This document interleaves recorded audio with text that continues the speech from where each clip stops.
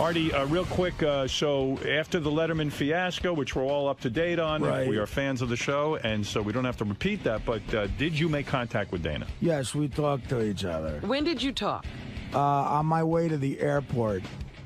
She accepted a call from you. Thursday afternoon. Well, no, she called me after I had called her a bunch of times. And what was her attitude? Was it that? Very bad. It was a bad phone call. It was a very bad attitude. Did she hear any of the show where we explained? Some of it. Okay. And what did she? Did that help at all? It was bad. It deteriorated into her just. She was crying and she gets going because I kept saying like nothing was ever going to happen. It's a bit on the air. Because after it's funny, after I do a talk show like that, I always call her, and I was like, if you had never heard about it or never got that email, I would have called you right after Letterman to tell you how I did and to make sure you watch it and all that stuff like I always do. And I wouldn't have been out. It would have been, she goes, no, you got caught. You just got caught. She started crying. She was crying, and she couldn't stop saying, you just got caught. That's the difference. You just got caught. I want to defend you in this. What happened is Vinny, who sent the email, is not part of our show. He's a listener. Right. He took it seriously. He took it seriously and made all these arrangements. Meanwhile, Artie was going home, but he's never going to convince Dana. I tried. I'm backing you up on this one. Well, thank you. I mean, I tried everything like that, but she wouldn't stop crying. So how long did the crying go on? Did you torture yourself by staying online and listening to every tear? Yes, because I was there was traffic going into the airport, of course. So at least it was something to listen to. Right. And my driver, this guy who drives me every once in a while, Bill, is listening to the whole thing, and great. He's like a classic like blue collar guy, you know. And after we hang up, he goes, I'm telling you, that's what happens when you fucking get married. That's the entire thing.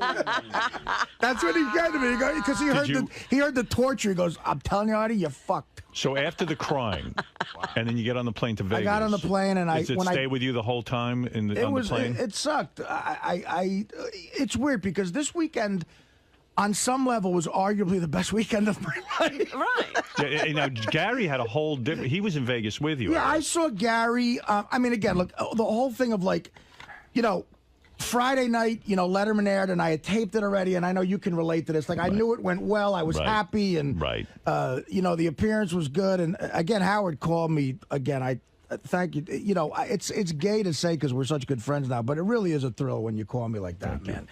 And, you know, said he liked Letterman. My uncles and people called and said, oh, it was good. So, you know, that was fun. And then that night I did stand-up. I made great amount of money doing stand-up. You know, I'm in Vegas. The shows went good.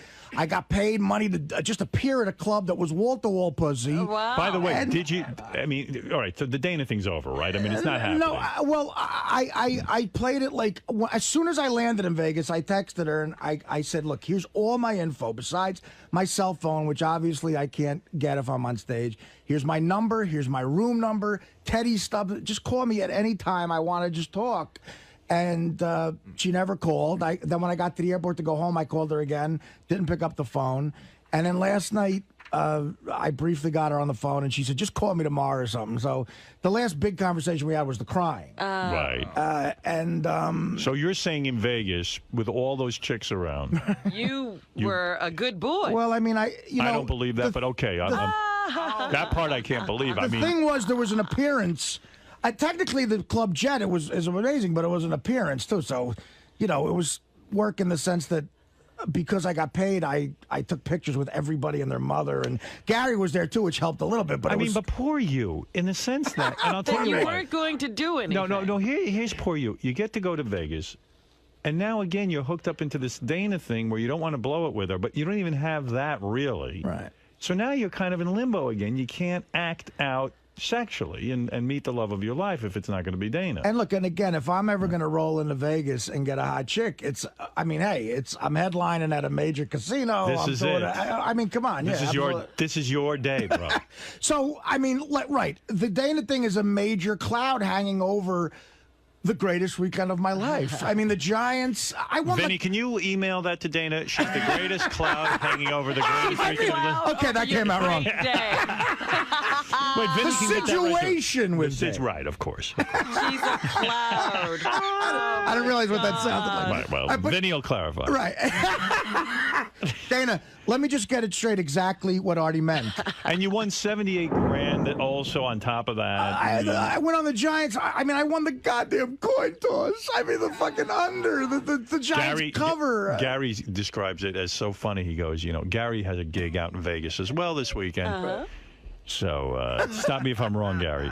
So go ahead. Well, first of all, usually what I would do is I go out with a friend, right? I always bring a friend with me because you get bored out there. You're sitting around all day. You can't gamble the whole day. Right.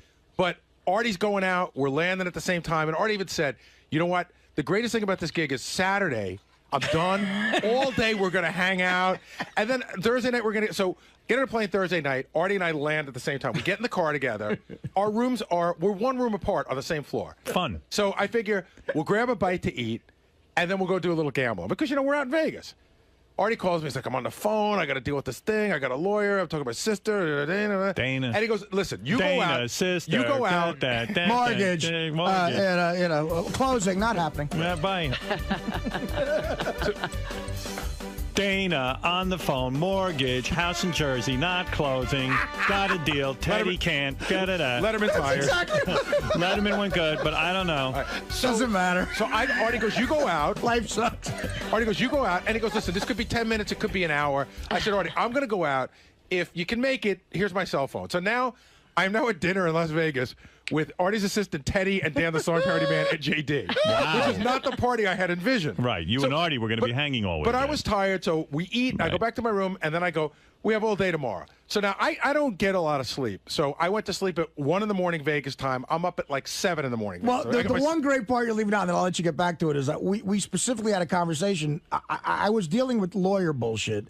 And I said to Gary, if we don't make it out tonight, look, we got the whole, I'll wake up around 11 tomorrow, because it's a while since me and Gary, sort of talked. I was like, I look forward to it. We'll have a real long 3-hour lunch and talk. That's what he said, a 3-hour lunch. Yeah, I said it'll be fun. We'll bullshit and we'll How gamble. much food can Artie eat in 3 hours? Well, whatever, a lot. 3-hour fucking lunch. All the things they serve at the restaurant. I think I just tapped into your problem. Maybe you want to reduce lunch to an hour.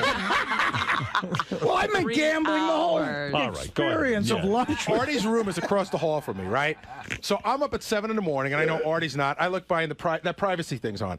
I go out, I go downstairs, I gamble a little bit, I come back up, I go and get some breakfast. Now it's like noon, the privacy thing's still on. Now I'm bored to death. I call Nick DiPaolo. Nick DiPaolo comes to my room. We watch movies. We're watching Young Guns on fucking TBS. Right? Then the other comedian, Joe Matarese, shows up. I can't believe you're so bored. There's nothing to do there. But why do you need Nick DiPaolo to sit there and watch TV with you? Because I would have been watching it alone. But you can't watch it alone? Wouldn't you rather watch TV alone? I'd already done that for 7 hours. See, that's so the difference. But do you want Nick in the room while you watch a movie? Yes, I'd already sat. Don't you feel like you have to talk to Nick while the movie's I wanted on? to talk to Howard. I'd already been doing nothing from 7 in the morning till 2 in the afternoon. I've been doing nothing. That's the difference between me and you. You're not the kind. See, I could totally just go and gamble by myself. Yeah. And for hours. I did that for a while, but I can't go for hours. So I come back, it's 2 o'clock, 3 o'clock. The privacy thing is still on Marty's door. So the big lunch that I was looking forward to for Artie and I, where we were going to bond, that never happened. I go to my appearance at the Penthouse Club. Then I go over to Artie's gig. And Artie's on stage, so now, he's pacing back and forth before the show. And I'm not going to bother Artie before the show. I get. He does his show. It goes great. We all get on a bus. My pre-show stress. And we go to this club Jet, where the music, the chicks are hot, but the music is so loud and pulsating. You're not gonna talk. Artie's yeah, maybe we'll go out tomorrow. So I can't take it. I leave because it's giving me a headache. The music's so loud. Artie mentions to me in passing, we're going to try to get together for dinner tomorrow, but we'll hang out. I go to bed. I get up at Saturday morning. Again, privacy thing up there. We ended up going out to dinner at 5 o'clock, and then Artie got on a plane. So he slept. What were you doing in that room? Okay, I slept. Okay, the first night I got off the phone, and I actually went down and gambled a little bit. Right. And I lost $3,000 the first night, but all disheveled with my hair all out of it. You were bored. Well, I went down and did my stupid, degenerate thing. I went to the sports book, and I put a little money down on some shit. And then I went upstairs, and I fell asleep. And my genuine intention was to get up at about 11 and have a great lunch with Gary. I slept. Okay, I woke up. The phone would not stop ringing. I look, it says 7:30, and I'm like, is it 7:30 in the morning? Don't you put a do not disturb on your phone? No, because Teddy, I don't want to sleep through the gig. Like, I'm afraid. Oh, he could knock on the door. Well, it was a big room, and I wanted him to call me. Right. I didn't mind it.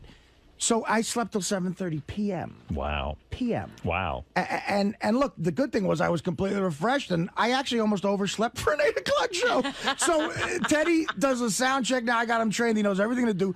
I go down there, and I just make it on time. But the good news is I'm refreshed because I had 2 shows to do and an appearance at this club. Yeah. So I went down. The shows happened, and then the club was a big thing. And then I gambled some more, and I ended up falling asleep at about 5 a.m. And again, the intention was to go and get up and maybe have a long lunch with Gary.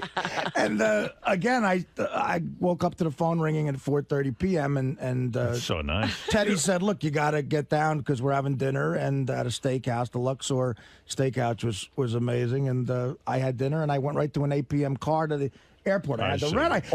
We had a 2-hour dinner. See, I don't understand Gary in this. You're so bored all the time. That's weird. No wonder you're a good dad. Howard, see, he's a good dad because he's looking for people to hang out with. Yeah. But I mean, like, I spent. Understand something. I'm up at 6 in the morning, right, on Friday morning. So now 9 o'clock. I can't get back to sleep. I'd be outside. I'd go hang outside. out by What? the It was pool. freezing out. There was no pool. It was 40 degrees then I'd out. go gamble. Yeah, Okay, gamble. You lose a couple $100. You All want to right, take you a come up to the room, watch some movies, eat a little lunch. There wasn't. The movies aren't that great. I'd already seen some good movies on. I mean, If you had a friend with you, what would you be doing with that friend? That friend would be in the room We'd with be you all the bullshitting. I mean, you You understand? got to It's learn chess. Me and Gary have been trying to have lunch together for like years now and just talk.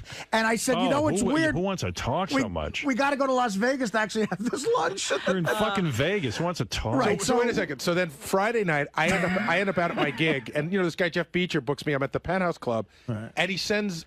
He has something going on with midgets. There's always midgets going on. He runs an Oompa Loompa show. Right. So he sends an Oompa and a Loompa. What's Oompa Loompa? From Willy Wonka, with the funny hair. Yeah, You never I seen never them? saw that, no. They wear Oompa suspenders Loompa. and.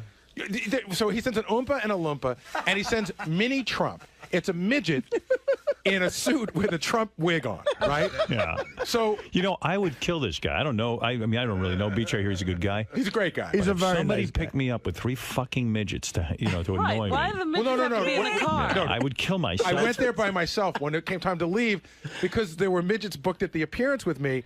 I now get in the car. And it's funny because Beecher pulls over Mini Trump and he goes, I see him. It's so funny. He grabs him by the arm and he goes, the fuck are you doing? Because you can see the guy's drunk. He goes, I told you not to drink during the gig. And the guy goes, Mini Trump goes, I'm not drinking. He goes, there's fucking wine coming out of your eyes. And the No one wonder it's midget great. talks like a wigger, but he talks. He's got a really low voice, but he talks, yo, man, this is solid, man. Yo, you fresh. And he's painted green with an orange wig and a Patriot shirt on. They're just being exploited. God knows what their pay is, but they're all out. They They're say- all crazy alcoholics. They say that that Tara Connor girl was supposed to come to Jet Yeah, that Minnie night. Trump was in the middle of a controversy. So she was supposed to come, but she wouldn't? Well, she found out that Minnie Trump was going to be there. She felt that was disrespectful to Donald. You know, it sounds like Trump got mad and said, "You're not going." But Mini Trump sounds like a fun kind of thing. You got to see if him. there was a Mini Howard. No. You got to see him. It's an ugly Gonna wig. tear down the Trump rep. Yeah, there's nothing funny. It's funny, but it's not in any way I love honoring Mr. Trump. Wow. So now I'm in this car, Honoring Mr. and I'm coming back from the gig, and one of the Oompa Loompas does midget cage fighting in his spare time. Yeah. And he's got a thick Southern accent, too.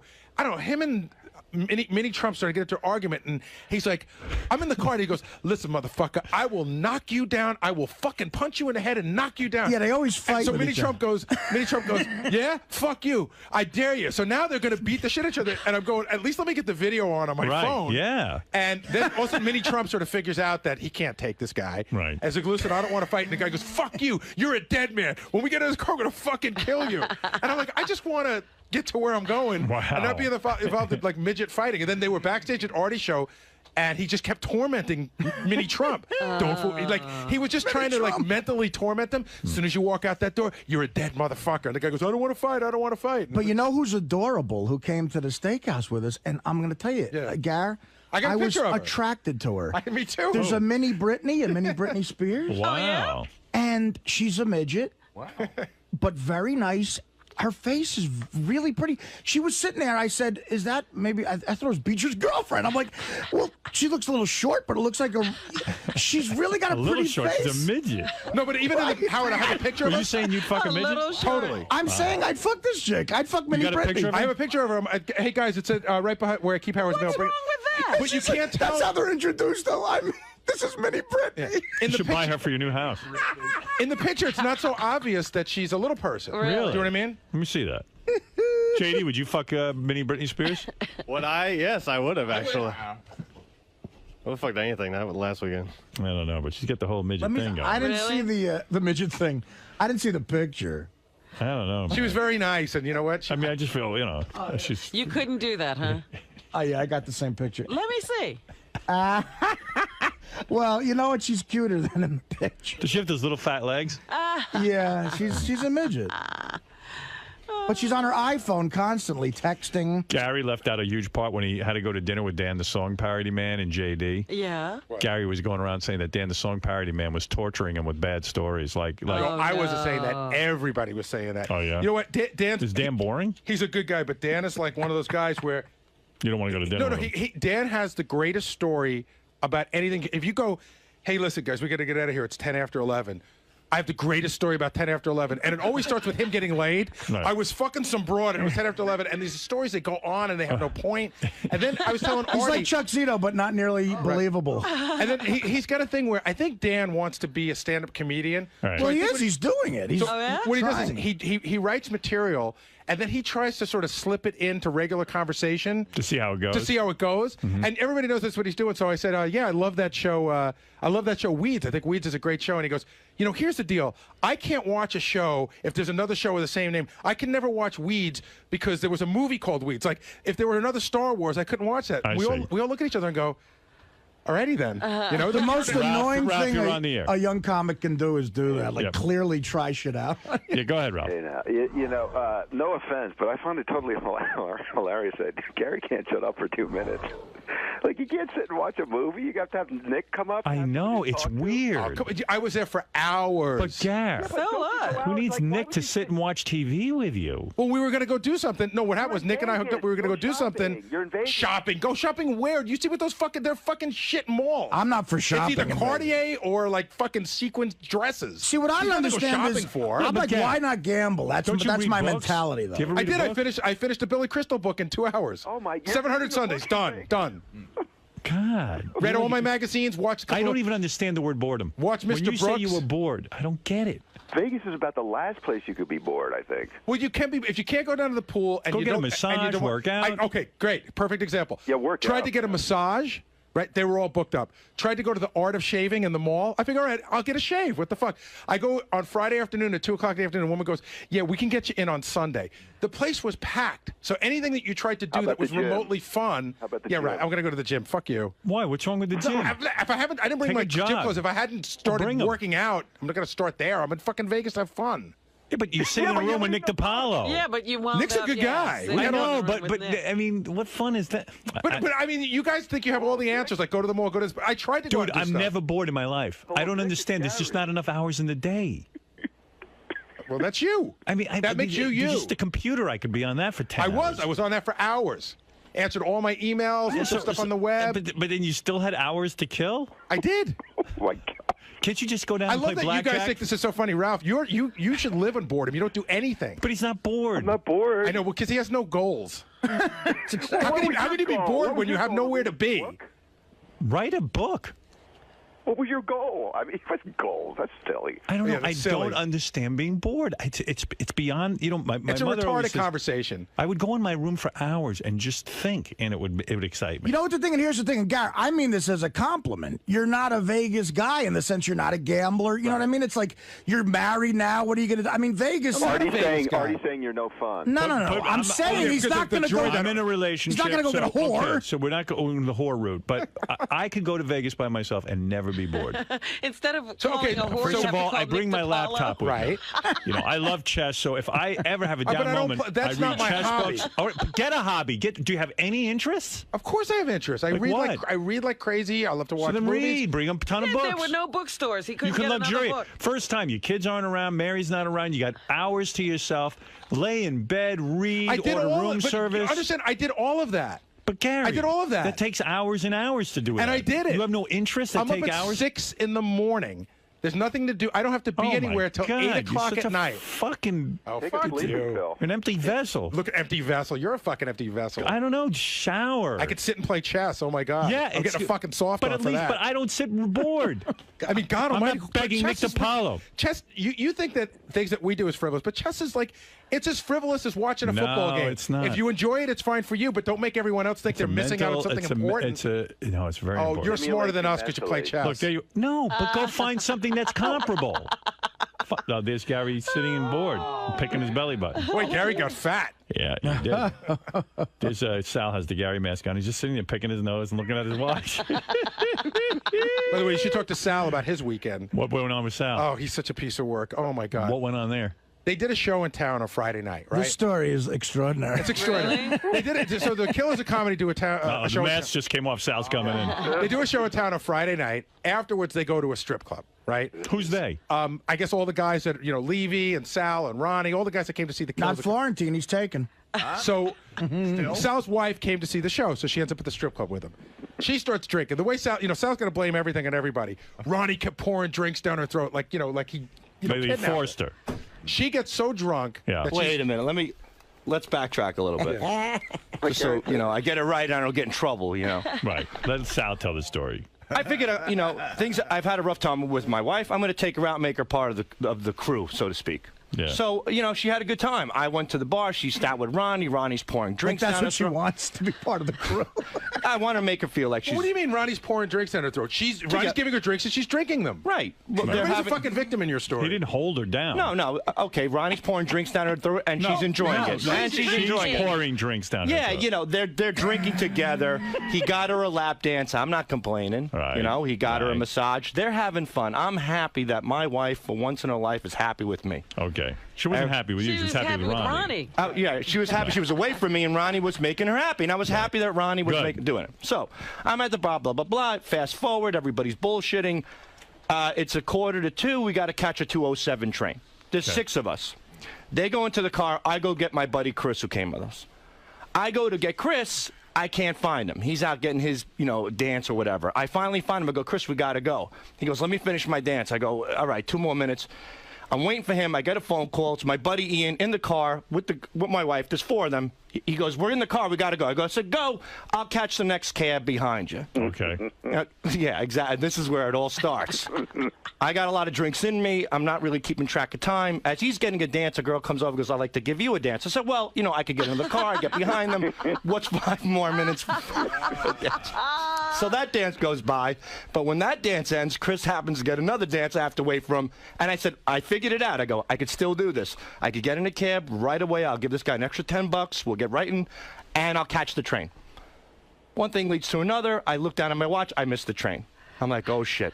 Well, I talked to Chris. I go, Chris, we missed the train. He goes, don't worry. We could catch the 2:35. He goes, this is what we'll do. We get 2 more dances, and you call your wife up and say you're on the train behind her. Right. I go, perfect. I'm 15 minutes behind. We get a couple of dances. I start doing some shots with him. Oh, my goodness. And I kind of black out. All of a sudden, I'm on the couch. Yeah, I'm on the couch, and my phone is buzzing in my pants. I think it's a phone call. It's not. It's a voicemail.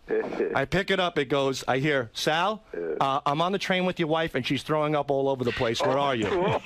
So I go, holy shit. I turn to Chris. I panic. I jump up. I turn to Chris. I go, dude, we got to catch the 2:35. We got it. He goes, 2:35. He goes, it's 3:45. I go, oh my God! I look at my voicemail.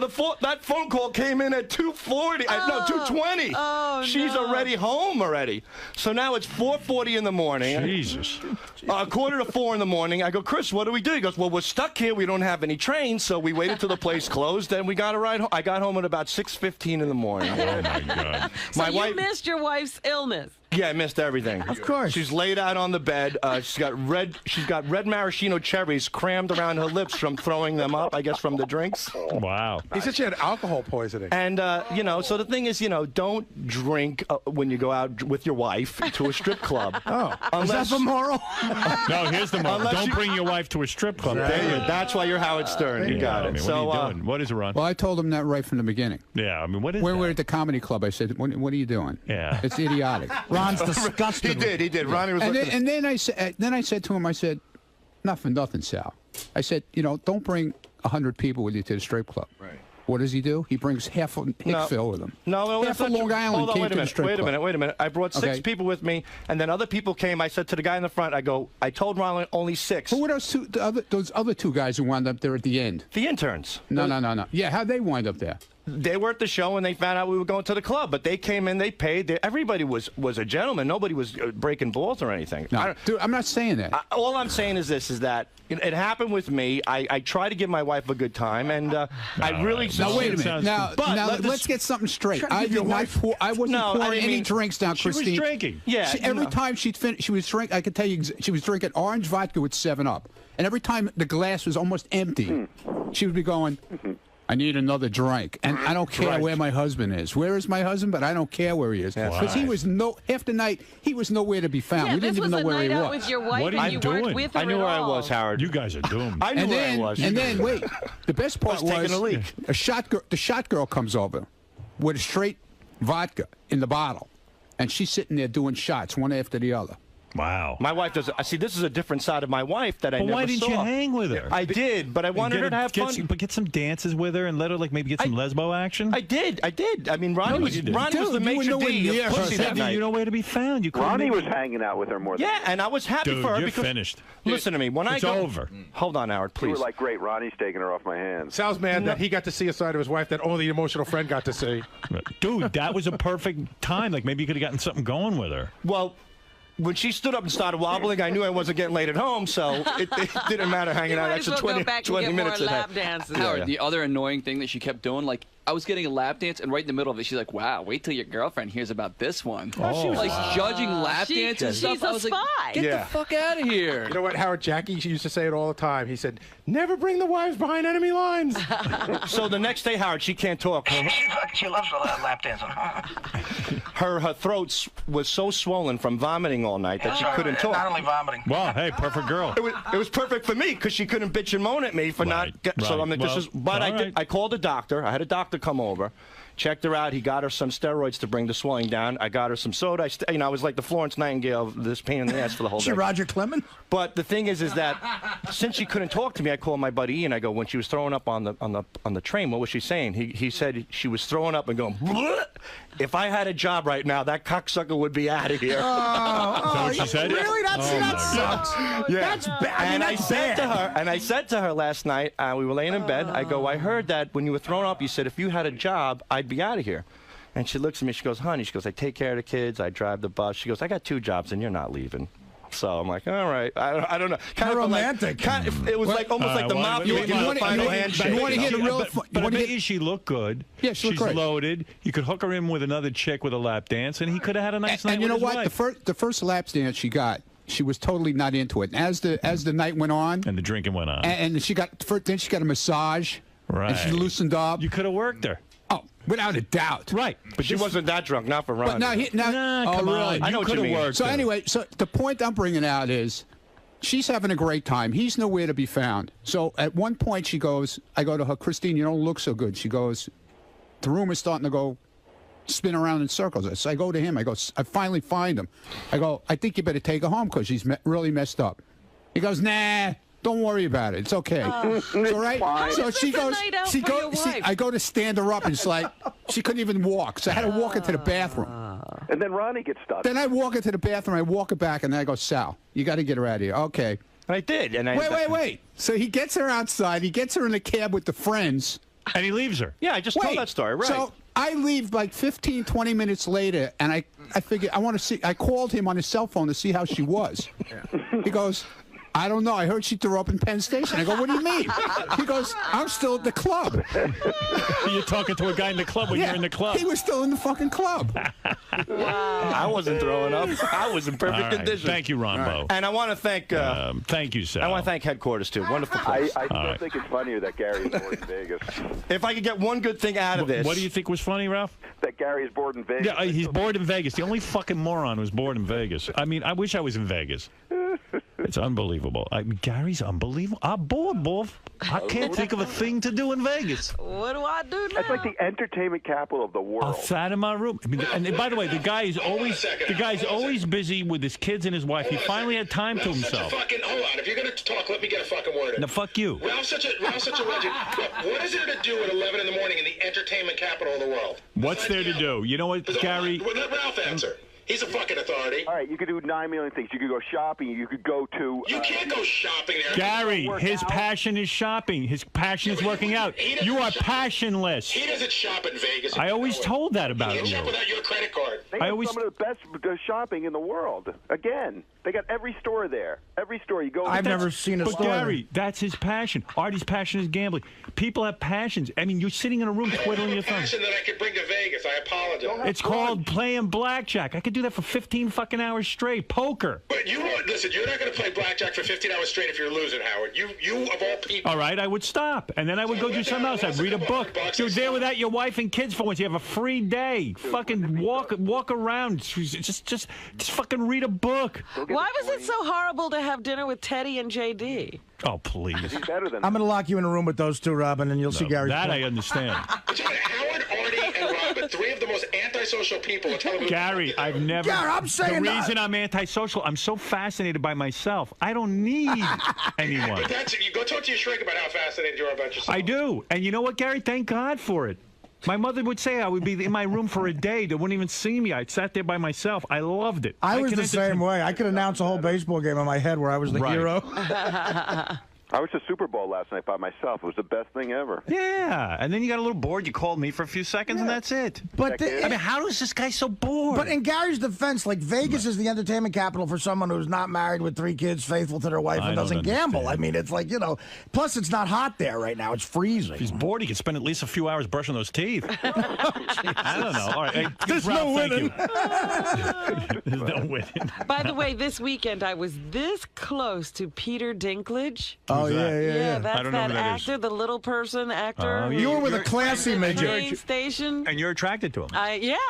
And then they told me I was in the wrong aisle, that I needed to go another aisle over, so I never got to speak to him. You didn't say, hey, I'm attracted to you, even though you're a midget? No, and he was alone. See, that's how I know you're more sophisticated than I am. Like, somehow you were with Peter Dinklage. I was with Minnie Trump. Hey, real quick, I just want to get to this because there's a bunch of things to get to. Benji also was... by the way, and Jim Florentine and you, did you work it out? Remember his... If you remember on our last show before the break, Jim had on his webpage... It wasn't on his webpage. It was on some college message board or something. It was an ad that had been put there by his agency. It was... So, in other words, you two are still tight?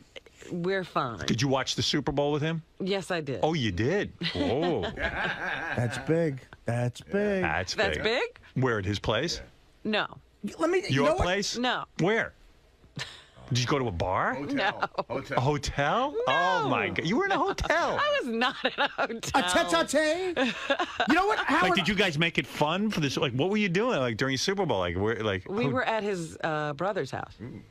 Oh. You know what, Howard? I'm gonna ask her something, and this is gonna prove how close they are. Oh, here we go. Who is Jimmy Florentine's favorite football team? The Miami Dolphins. Oh my God, she does know him. She does know. She didn't even know that about Mr. X. She was with him 7 years. Wow, he's a Dolphin. You were at Jim's brother, which he has like 17 brothers, right? Right. Does his brother look like him? There's a family resemblance. Was the brother nice to you? Yes. So it's you, Jim, and the brother. And no, it's his whole family. Oh my God. We have a winner. What do you mean his whole family? Like who? His mother, all of his brothers and sisters. His mother? And nieces and nephews. So he took you to meet his mother? No, he took me to the Super Bowl party. A Super Bowl party with his mother. What do you call his mother? Mom? No, I called her by her first name. What's her first name? Diane. Diane. And did you two have like girl talk in the kitchen and shit? No, we didn't spend a lot of time talking to each other. Was she into you, or was she like not getting She was your very whole sweet. thing? She came out to greet me when I first got there. Do you think they liked you? Because if they don't, that could kill things. I think they liked me. What'd you wear? Did you show the titties? Oh, here we go. The kick is up, the kick is no good. We got a dandy. Jim, did your mom see the titties? Nah, she told embarrassing stories about how big my balls were when I was born. Oh, God. That is embarrassing. So we snuck away during halftime. I entered her end zone. So, like, you were a couple with his mom there. Wow, that's a big... Come on, don't downplay this. You know that's big. Were you nervous? Well, sure. Meeting a person's entire family, sure. Mom, whatever you do, don't fart in front of her. Did you hold hands in front of the mom?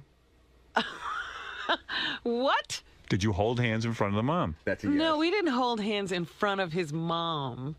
Why not? But I felt her up in front of my brother. Did you kiss him in front of the mom? I don't go around kissing people in front of Did he have his people. arm around you during the game? We held hands during the game. Oh. And she was wearing a skirt. What? She was wearing a skirt. I guarantee Florentina's never held hands with a broad through the Super Bowl. That's silly. This is big. Did you wear a little mini sundress? No, I was wearing Like little Annie pants. Fanny, like everything pouring out? No. All your assets on display? You had to think about what you're going to wear in front of his mom, right? She looks like she had 2 Vince Lombardi trophies in her top. Wow, big step, Robin. Don't be ridiculous. Didn't realize. Super Bowl with Jim's family and the mom. Wow. Yeah. Oh, Did you here go in we the go. kitchen with the girl? Like he has sisters, I guess. Yes. Did you go in the kitchen with the sisters and the mom and like bond with them? Well, I sat with his sisters and we talked for a while. Yeah. Even while the game was on? No, like the girls no. get bored? Once the game started, we just watched the game. But beforehand, like you sat there with them and you were polite and like listened to their fucking bullshit. Oh, they were great people. It Yeah. wasn't like torture. I enjoyed it. Yeah. I mean, this is serious. Yeah, I didn't know we were up to this. This is really escalating. I was like, this must be serious. What do you Nigga had make me of that? voting and shit. What do you make of that? I think this is a wonderful little romance. Would you put 78,000 on that whole thing working? No. Look at this with the I think families. There's great families. There's great love in the air. The whole mishpucha. The whole mishpucha. Yeah, that Italian term, mishpucha. Wow. It was a Super Bowl party. It was a super love party. That's amazing. I got to ask Robert a question, and this isn't about you and Jimmy at all. It's a favor. Oh. We're doing a bit on the show, and I need one more couple. Would you guys play the Newlywed Game against They'll George? win. George Takei? No, George Takei and Brad. No, they've been together 5,000 years. Give it a And shot. Blue Iris and her husband. Would you play an Evil Dave and his girlfriend? Would you Me do and a fourth Dana couple? did good after only a few months together. I That's think when you can know do it. shit about each other. Robin, don't be afraid. Do it. Don't be afraid. Doing that. Wow. I guess you just don't care about this show. Oh, that's how you were raised. Wow. The mother. I mean, that's it. You're meeting the, you know. Wow. He brought you home to the mother. This is serious. It was I a think Super proposal's going to be Bowl happening party. soon. You kidding? Please. We're moving fast track here. This shit is serious. You're not kidding. You know, I'm you like, keep, damn, it looks like they're hiring up on that motherfucker. you keep carrying on like just Wow. because you're doing it, everybody has to do it. I don't Wow. have to You do whatever that. you want. I'm jealous. The only relationship I can make work is with a whore.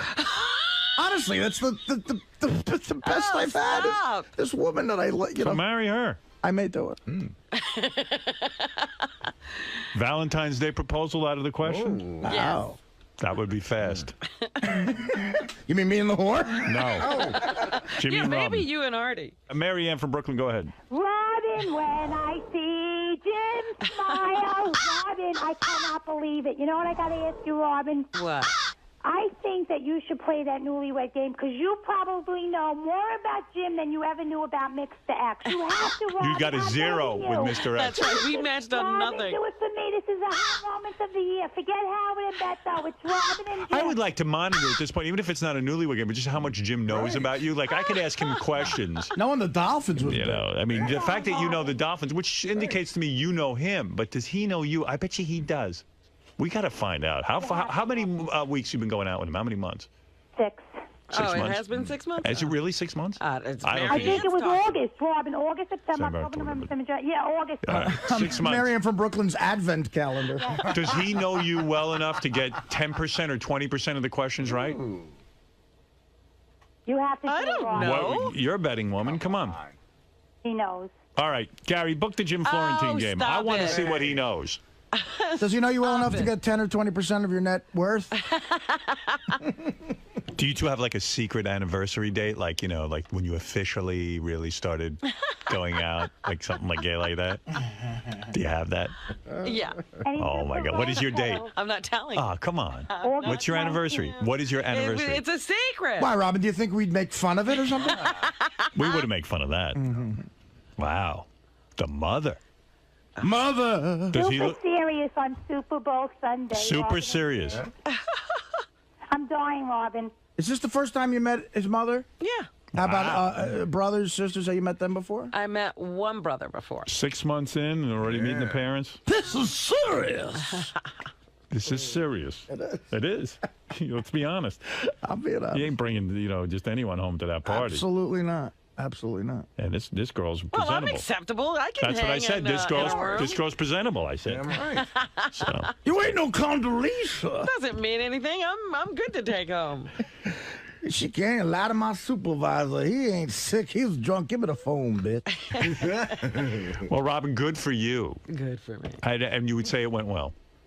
Any awkward moments? No. And you think they liked you? I like them. Do you think they were disturbed by the fact that you are an interracial couple? No. You don't think it was an issue? No. You don't think there was talk afterwards? No. Oy vey, a Schwarze? Nothing like that. How about his? No, I know his very brother. gracious You didn't family. sense that racial divide. No, not at all. I know his brother a little bit, and he didn't slip up and go tackle that little guy. He would never do. You're making a joke, right? Of course. Yeah. Not Jim, his brother, and it was a Right. joke anyway about his brother. You don't even know the brother. I do know him, but he'd never do that. Okay. Did they ask to touch your hair? Oh, you have such different hair. Nothing like that. Can we see your extra bone? Happened. Did anyone like bring up black stuff to show how liberal they were? Like, you know, we really love black people. Nothing. Hey, Mom, bring out that carving of Marcus Garvey. Right. Remember that episode of Good Times? Yeah. What's up? I got to ask Robin. Robin, have you met Jim's friend, Crackfinger? No. Jim has this friend. I met him at Rocklahoma, and he's famous for when people pass out at parties, he sticks his finger in his own ass and puts it up to people's nose to wake them up. And he's like one of Jim's best friends. So Jim dumped that guy, I bet, when he started dating Robin. Oh, absolutely. I'm sure he's taking that guy home. I want to introduce you to Crackfinger. Robin ain't meeting Crackfinger ever. Mom, here's Crackfinger. And Crackfinger was so funny at Rocklahoma. He was doing this thing I've never seen before. I even love Rocklahoma. Washing? He had gym shorts on. He was drinking a beer. He'd lift his gym shorts up and piss everywhere while he was walking. Nothing like a guy who does that. Man, Robin, he's my favorite. You haven't seen any side of him like that yet. No. Yeah. No. Yeah. You'll meet Crackfinger one of these days. Yeah. Yeah. Marry Jim, you'll meet Crackfinger. Crackfinger. He's the man with the smelly touch. Crackfinger will be your probably his best man. Oh my God! And this was the greatest thing Crackfinger ever did. Oh. We were on the plane to Rocklahoma, flying to Tulsa. Crackfinger had a massive zit on his forehead, Right. like a white pussy zit. He goes into the bathroom before me, and I go in the bathroom after him. There's white pus covering the mirror in the bathroom. What is with these guys? And he had to wear a big Band-Aid on his forehead the whole weekend. Boy, that ain't the Jim you know, huh? No. You got this refined Jim. Well, this isn't Jim. This is Crackfinger, his friend. but like that's what Jim likes. Yeah. Oh, Jim loves Crackfinger. Right. And yet Robin doesn't even. If Robin met Crackfinger, that would even be bigger than the mother. Maybe that's then what it it's is. serious if you meet Crackfinger. All right, thank you. I got to take a break. This Jim that she's with discusses Nietzsche and Plato with her. Oh, yeah. Let's go to the theater. By the way, Crispus Attucks, one of my favorites. think Howard can comprehend boredom? Like, I have no idea. I guess I guess his brain operates at such a higher level than all of us that he can't fathom boredom. What do you think he would have been doing? Playing chess, which is clearly not boring. So, are you in the doghouse now? Oh, yeah. I've been in the doghouse. And do you blame Ronnie for all this? No, not at all. Ronnie was a good sport. He was looking out for her and having fun, you know. Yeah, you said he was pouring drinks down her throat. If he wasn't doing I shouldn't have put it. No, I shouldn't have put it that way. It sounds like he had her in the corner. They were drinking. They were having fun drinking together. She was drinking on her own. You know, so it was nice that Ronnie was around to let me know that she was getting sick, because I had no idea. If he wasn't there, you wouldn't know anything about it? If Ronnie wasn't there, I don't know what would happen. I probably wouldn't even be here right now. I'd probably be dead. You know. So, he was the savior of the night. Real gentleman, Ronnie. Thank you. Good job, man. No problem. No problem. He's a good guy. Sal let his hair down the other night. Is there that was the first time I saw the real Sal. I was okay though, right? No, I'm saying, yeah, it's the real. I saw the real Sal, man. But hey, you didn't finish them. You said after the few more drinks, she was definitely a lot better with the dancers. She yeah. She had a lot of fun with them. She was starting to have a good time. There was but then she got too screwed up. Right. But there was one point you said that the dancer tried to suck her nipple and she stopped her, or she let her? That was the first dance. Oh, okay. She wouldn't let it go down. No. Right. Because everyone's saying, your wife almost got her nipples sucked. Like you know, it was like the second coming of Christ that Christine almost got her nipple. Did it come out? I don't know. Oh, Jesus. Wait, Sal, where were you during all this? Ronnie knew where I was. Yeah, I knew where you were. I was at the bar. I was really at the bar on the side there, hanging out over there, and then I would walk down, and I was talking to one of the other guys at the club, Miff, great guy. Can I say Miff? Yeah, Miff's a good Miff's guy. An awesome guy. So. I was just really bullshitting. I saw my wife having fun with Ronnie. I knew she was safe, so I'm yapping away, and that's basically it. And then before you know it, time passes by, and she's home. Yeah, but the best part was when I called you, and I thought you were with her on the train. Right. And then you tell me, well, I heard she threw up in Penn Station. I'm going, what do you mean you heard? He goes, I'm still here. Is there a moral to this story? Yes. Leave your wife home, you don't bring them to the strip club. That's exactly it. Alcohol, yes. Strip club, yes. Wife, no. No questions. So you met Jim's family. That's a pretty big step, and you don't really see how that's a big deal. No. It was a Super Bowl party. They were going to be watching the Super Bowl. Yeah, but when you meet someone's parents, what are you going to do for Super Bowl Sunday? Come on over. We're watching the Super Bowl. You don't think that's a big deal at all? No. And so no more. What about Greg Carmel? What about Greg? I don't know. You have a little crush on him, maybe? He didn't invite me to watch Super Bowl.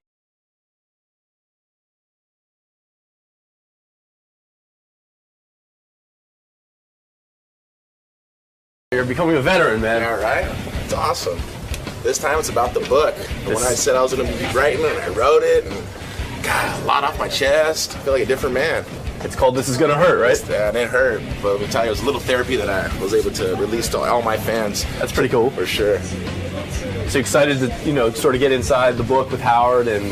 Yeah, there's a lot of things in the book that, I let go, and I look at it as a positive chapter in my life to turn to the next chapter. With my parents and everything. My mother did a lot for me, give me a second chance in life, and in the book it talks about it. Been through a lot of horrible things, and there was 3 choices: dead, in prison, or where I am right now. I'm at Howard Stern, so I guess I've been doing pretty damn good. So I guess I did make the right decision. Cool, man. We'll see you inside in a few minutes. Awesome. Tito Ortiz is here. He dates Jenna Jameson. He is a UFC fighter, you call that? Ultimate Fighting Champion, right? Yes, sir. But I think he's sick of the UFC. He doesn't get paid enough money. I don't think he likes the management anymore. No. Look at this guy. He's businessman today. He's bigger than ever. Suit. You look like a businessman. Yeah. What's going on with you? You're like businessman Tito Ortiz. All right, well, I do own a clothing company, Punishment Athletics, so, Is this one of your suits? Yes. Let me see. Stand up. Let me take a look. Model this. And what's on the tie? Punishment. Wow. You look good. Nice, huh? Thank you. You designed that suit? Or you just pay someone to design that? Both. How you doing, man? Really good, man. Really good. So you're quitting UFC. Is that suicide, career suicide? Or No, I'm not quitting. I'm just moving on to a bigger and better company, I guess you can say. Is that the one that's doing the CBS television fights? Possibly. That's one of those ones that no one knows the information yet. Your point about fighting is that you guys are pulling in the kind of numbers boxing used to do on pay-per-view. Yes. And then when it gets time to be paid, the fighters get very little percentage of the money. Probably about 3%, maybe, if we're lucky. Your point is that Mike Tyson used to go on pay-per-view and make, I don't know, how many millions? 25, 30 million. And you're not looking for 30 million, No, but you're I'm saying just if I looking can... for a fair cut, you know? If you can generate 30 million, maybe you'll get 10 of it. Exactly. So what do you think the average... now that Ultimate Fighting is even more popular than boxing, I would say, and you're one of its biggest stars, how much do you think you should be getting per fight? You know, it ranges, you know, a percentage of, 10 to 20 to 30%. You know, just a fair share is what it, what it deserved, I think. What'd you get paid for in your last fight? $210,000. $210? Yes. And the guy you fought got $210? No, I think he made maybe $25,000. I'm not 100% sure. $25,000? Uh-huh. And how much do you think the fight generated? I don't know. Hopefully we hit 1 million pay-per-view buys, I'm hoping. 1 million pay-per-view buys. So how much does it cost for a special? About $50. $50? Yeah. And if there's 1 million buys, I'm going to do some quick math. Give me a second. Go ahead. It's not that hard. Now, I know 5 and 0 is 50. Oh, okay, Howard, we start with this that. is really 50 easy. times $1 million. That's $50 million. Good wow, for you. That's pretty All right, good, so it took me a Howard? minute. I mean, who wouldn't have to think about it? You don't want to get the wrong answer. Yeah. So you're saying in a fight that generated $50 million, you got paid $200,000. Yes. We get a little piece of pay-per-view, but that's just hoping that we do 1 million pay-per-view buys. So then you go on the air, and you're not afraid of any man, and you go on and you talk about your boss, that guy, what's his name, Dana? I don't remember his name. I really don't. He's at the point of not even mentioning the guy's name. Yeah. Are you guys involved in a lawsuit or something? No, not at all. I'm continuing a different chapter of my life, and wow, you won't even mention the guy's name. Yeah, you're gonna pretend you don't remember this guy's name. Yeah, no, he's Howard. I mean, when you used to be at your old radio station, you didn't like the people you worked with either, so that's why you're to a bigger and better place, like Sirius. Right. Who did you used to work for? You don't know. I don't remember their name. Exactly. Same thing. I'm in the same situation. No, I used to work for, Viacom. And I understand that. Listen. And you spoke out. You spoke your mind, and I'm speaking my mind, and I'm in the same situation. So are you considered a troublemaker in your industry? Of course. You are? Yeah. If you don't go with the company, you're against the company. What company are you with now? I'm with the Tito Ortiz company. Good idea. In other words, what you're saying is, if you choose to fight someone, maybe set up your own pay-per-view. I'll be doing my own promotions, and I'll be co-promoting with possibly some other companies that have already started their businesses. Well, who are you going to fight? That's the question, yeah. We got to find the toughest guy possible. Who is the toughest guy around beside yourself? There's a bunch of guys who are very tough, You got to look at the ones who are going to sell the most tickets. You ever lose to anyone? Of course. Actually, I just lost 2 weeks ago, Howard. I lost a decision to a guy who ran away from me. If anybody got to see the match, he ran away from me for 3 rounds. And you lost the decision. Do you think it was because the guys who you work for? 100%. You do? They put me against a guy who would run away from me and try to pick points. And anybody watched the fight, I came to fight. I tried to press the fight. There's a few times I was like, come on, man. Stop pussing out. Let's fight. What's the best way to fight a man? Let's say I'm in the street. I've got to fight a guy. What's the most damage I can do? Sock him? The best way Chuck Zito told me to punch a guy in the jaw here, and you'll knock him out. Yeah, I usually talk my way out of it. I'm like, hey, we don't on have the to street, fight. you talk. Yeah, give you advice have to pussies well, like all of me. a sudden, someone pulls a gun on you. You'd be pulling Matrix and stuff and be dodging bullets. Yeah, I don't know that move yet. But a pussy guy like me, I get one shot at this. What's the best thing I could do in a street fight? Talk your way out of it. Talk my way out of it. Of course. Oh, boy, that always So you works. got the Yeah, best it weapon does. already. Well, Yeah. the best thing is just kill the anger right off the bat and go be positive and try to reinforce good nature around it, and you'll solve it right there. After your last fight, you were not allowed to do a press conference after the fight. Why is that? I thought we lived in the United States of America, right? Yeah, we do live in the United States of America. I thought so last time I looked, and I walked up and they're like, you can't come in. I mean, you can't come in. Who told you can't come in? One of the ladies who work for the UFC. And because you're a troublemaker. No, I'm not a troublemaker. I speak my mind, and I'm not going to hold anything back. She's like, you can't come in here. I'm like, well, you better call security, because last time I looked, this is United States of America. Went and sat down, and they've done everything in their power trying to not let me be in there. Who's going to be able to stop? A woman stopped you from getting up there and making your She tried to. Press conference, but you did get up. Yeah, I went and sat down, and I was like, you guys got to call security because I'm not leaving. I've been to the last 11 years, over 25 press conferences after my fights, and you guys are not going to let me be in this press conference. Get security. At the press conference, did you say, I feel I won the fight and that I was given this decision because of my business relationship with the UFC? I didn't go that far. I'm not looking for excuses. You know, I lost the fight. You know, plain and simple. The guy ran away from me the whole time. I tried to, you know, conflict with him and, you know, get a fight going. That's what we came there to entertain the fans who watched the fight. And it didn't come down to that. He ran away, picked his points, and when he scored on me is when I was out of position. All right, fair enough. You're a brave man to get in the ring with anyone. Thank you so much. You, of course, everyone knows you bang Jenna Jameson on a regular basis. It's my woman, Howard. That is your woman? Yes, sir. You are not going to get married to her? Nah, we don't need to get married. No extra pressure. She says she wants to have children, though. Yes, we are working on that. You are? Yes. Why is there a delay? Currently working on it. Why is there a delay? Yes. Well, you know, this last year we've been very, very busy. So this Too busy to bang? No, that's every day. Come on, Howard. You bang her every day without a rubber? Of course. Okay, and you blow your load inside of her. I take it, right? Crazy, right, you don't pull out. Do you pull out? You do I don't not. know. Do you pull out? No, I wear a rubber because I don't want to get my woman pregnant. I don't want more kids. I've had 3 kids. Now, you're in a different situation. Yes. So what I'm saying is when you're actively trying, you're a man's man, that full load, I know you must have a huge load, a big set of That's balls. what she said, yeah. And you have not impregnated her yet. I would think a man of your stature, a man of your prowess, would have impregnated her on the first try. Right. Much as I did when I had my children. Right. Now, why We wouldn't- will. We're working, you know. Is it your problem or Jenna's? I don't think it's either of our problem. It's just, you know, there's a time for God to put us in the right position at the right time. So you blame God? I don't blame God. I blame God for Are anything. you doing the things like taking the temperature every day so you know? We haven't got to that point yet. I'll Right take now, her it's more of temperature. it's a fun loving, as you could say. I see. Right, you haven't taken her temperature yet. Yeah, no, Believe me, we're that can be fun too. Yeah, right. If you can't conceive, will you adopt? I think the next step after that is, you know, going having someone else possibly having a kid for us. Surrogate. Yes, possibly. You never What know. about Robin? It's your surrogate. I'm not a surrogate. Robin, you actually look great. You lost a lot of weight. You look very, very good. I'm Now, very proud of you. You made a statement recently that you and Jenna are now investigating Scientology. That was you always got to find interest to something, you know. I mean, as a kid growing up, you know, I looked at Mormons. I mean, Christianity. I mean, Lutherans. I mean, I did through all that. Why are you and Jenna Jameson investigating Scientology? You told me you'd come back here and tell me what you found in your investigation. I found it's a little bit of everything that people believe in.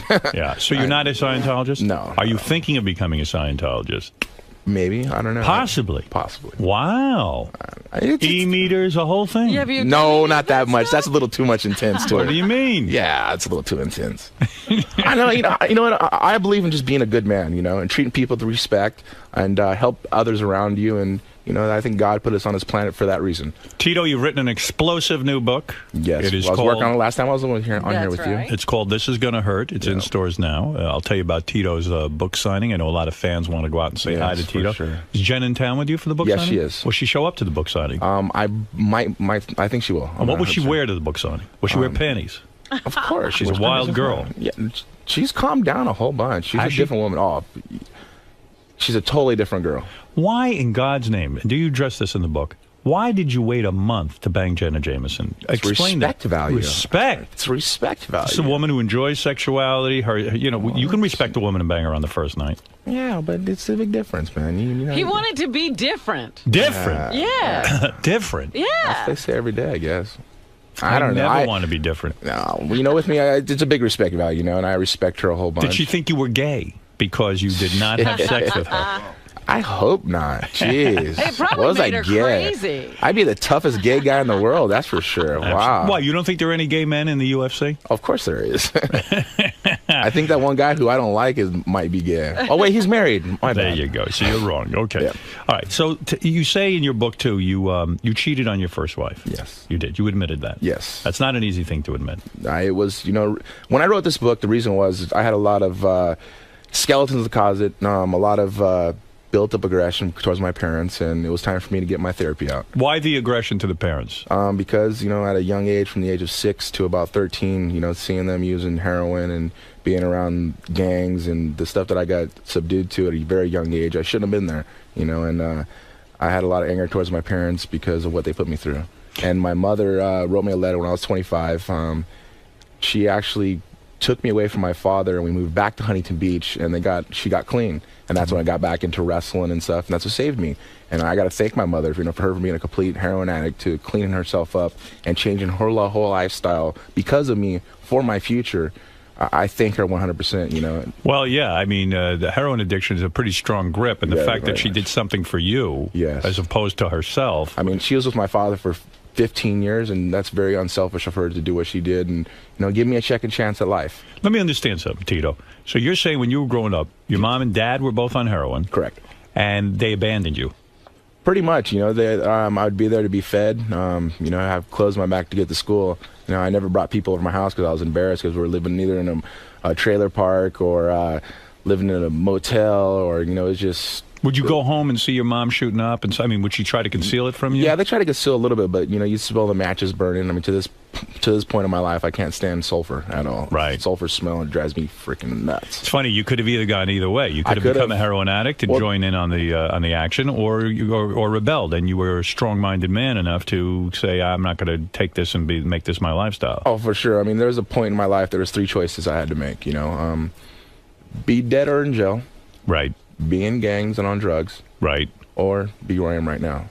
Well, I'm sitting here in Howard Stern's show, and I've came a long way in my life. I'm living the American dream. People say that you're destined to greatness when you are. Well, no, you take choices in your life to make those destinies happen. So your father, you don't have a relationship with? Actually, Howard, I spoke to him about 5 months ago, the first time in 6 years. Why do you think he got in touch with you? I got in touch with him. I see. You had told him, no way I'm being in touch with you. You wrecked my childhood. Yeah, it was just, I had a lot of hatred towards him, and it's time to really suck it up and face your anger and face your demons. And, I went and sat and talked to him for about a good 3 to 4 hours, and, Did you ever beat him up? He quit on us. He quit on us. Did you ever beat him up? Never. Never punched him in the face? Never. You wanted to? No, never did. Think that's why you were a great fighter? You were really punching your dad and your mom I in was the a great face? fighter because I have my older brothers, Marty and Jim and Mike, who used to beat my ass every single day. In a way, if they beat your ass and you fight back, you become a great fighter. I remember my brother Marty, I remember asking him, I'd be crying, "Why do you beat me up for?" He's like, "So you could be a tough kid and you take care of yourself when you get older." And I was like, "Gee, what a nice guy." Thanks a lot. Yeah, I think they're But now I look at him now. I'm one of the baddest guys in the earth. So I'm doing something right. Yeah, well, I suppose, but that's a painful childhood. Now, did your father's clean now and all? My father is clean. When I spoke to him, he looked awesome. He looked really, really good. My mother's been clean for, almost 16 years now. And they're both doing great. Do you take care of your parents now? I don't take care of Financially? No, I don't. I take care of my ex-wife and my son 100%. Actually, I gave all my money to him. Now it's time to start all over again. No kidding. Yeah. When you say all your money, you mean half your money. No, I mean everything. You gave him everything you owned. Everything. It's my son. I want to make sure. And, I have a great ex-wife. Her and Jenna are really, really good friends. We actually had our birthday party. Could never get them in bed together? No, I wouldn't want to do that. You would never want to be in bed with your ex-wife? See, people are so used to, you're Jenna Jameson, the porn star. Right, you must she be brings home girls life. to you. But Tito, I know Jenna, and I got to tell you something. She does love women. Not anymore. She's a different woman now, Howard. She doesn't want to be. She's in a different chapter of her life. But wouldn't that excite you if Jenna was the girl who brought home a girl once in a while? I'm selfish. I'm very jealous, too, so I'm very selfish. Do you ever go to a strip club with her? We've been a few times. Okay. Does Jenna mess around in front of you with the other girls? No, not at all. You're kidding me. No, I don't buy that. Yes, I'm serious. You're telling me that. We live normal lives, man. We're normal people, Jenna, like I said, she went to a different chapter of her life now, and she's over the whole porn thing. She's retired. She's done, and she wants to start a family and, do the right thing now. And she's an awesome woman. Of course, Howard, you do know her. And I like Jenna very much. Yes. I just would insist that she bring a girl home once in a while. I'm not going to be in a relationship with Jenna if she's not bringing a girl home once in a while. You wanted to be in a relationship with the porn star Jenna Jameson. Yeah. Yes, I do. I think when I first met her, I thought the same thing, too, but then that was one of those things to have sex the first night, it would have been over. Do you think, though, she has to act like a super prude now because she was a porn star? In a way, she has to, go the opposite way to prove to you? Now all of a sudden, she's a Mormon. No, not at all. You got to understand. I mean, she still wears hot Jenna's outfits. a totally different. She's a hot outfit. She's a beautiful ass. Was she? Was she still walk around? Was she still walk around naked for you and let you look all the time? Of course. Was she masturbate in front of you? We have fun, dude. You do. We're very colder with everything with each other and only with each other. Oh. You know, I don't know how I feel about that. It's beautiful love, you know. I mean, we've been together for 2 years now, and Howard said, you know, you're going to last maybe a month or 3 at the most. I did. So she still does oral, though, right? She's not against that. Of course. Oh, thank God. Yeah, right? I don't imagine you marry Jenna Jameson, you're in a relationship, and then she says, listen, I don't get blowjobs anymore. You're like, what the fuck is this? Yeah, right? Yeah, I'm out of this. Down that shop. I mean, for God's sakes. Well, this is exciting. You got a book. Yeah. The book's doing really good, too. I'm really happy because it was like the opposite side of it. People are so used to seeing the fighter guy that gets in the octagon and the mean Huntington Beach bad boy flipping people off and doing that. It's the kid who grew up. It's the one who grew up. It's your life story. I've lived through a lot, Howard. You know, at a young age, I'm 33 years old. You know, I'm still going to compete and fighting for another 3 more years. But it's a new chapter in my life that's turning over. When you started dealing drugs as a kid, yes, was that because you saw that was the culture you were in? Your parents were exactly. Were your parents proud of you? In a way, heroin. They didn't know. Proud. No, I kept it hide. No one knew about it. You know, only the people who I dealt with and so forth. I mean, we sold marijuana, and that was, you know, just one of those things was to pay rent. Right, I understand. You know, to put food on the table and. You know, I was a thug kid who didn't understand anything at all. I learned everything I learned on myself. You know, how'd you get into Ultimate Fighting though? Like, how did you make that transition from thug kid? I wrestled in high school. I wrestled in college. When I got into college, there's a guy. Got into college because of wrestling, right? Of course. I went back to school. I wanted to get educated, and my biggest thing was to be a high school teacher, a wrestling coach. Right. And I wanted to help out with kids. I thought kids were. There's teachers who helped me when I was in high school, so I was like, oh, here's my chance to kind of give back. Right. And I started fighting with actually Tank Abbott. I was his training partner, and they made a new weight class in UFC. That was the very beginning, and it was 199 pounds. I wrestled. Probably got paid nothing in the beginning. And I fought for free. Right, but I'm saying it was brutal, even more brutal, Actually, right? I didn't really get hit until like the 3rd or 4th year in my competition because I was so dominant. You got a nice set of teeth. Are those real? Of course. They are? Yes. You've never had a tooth knocked out? No.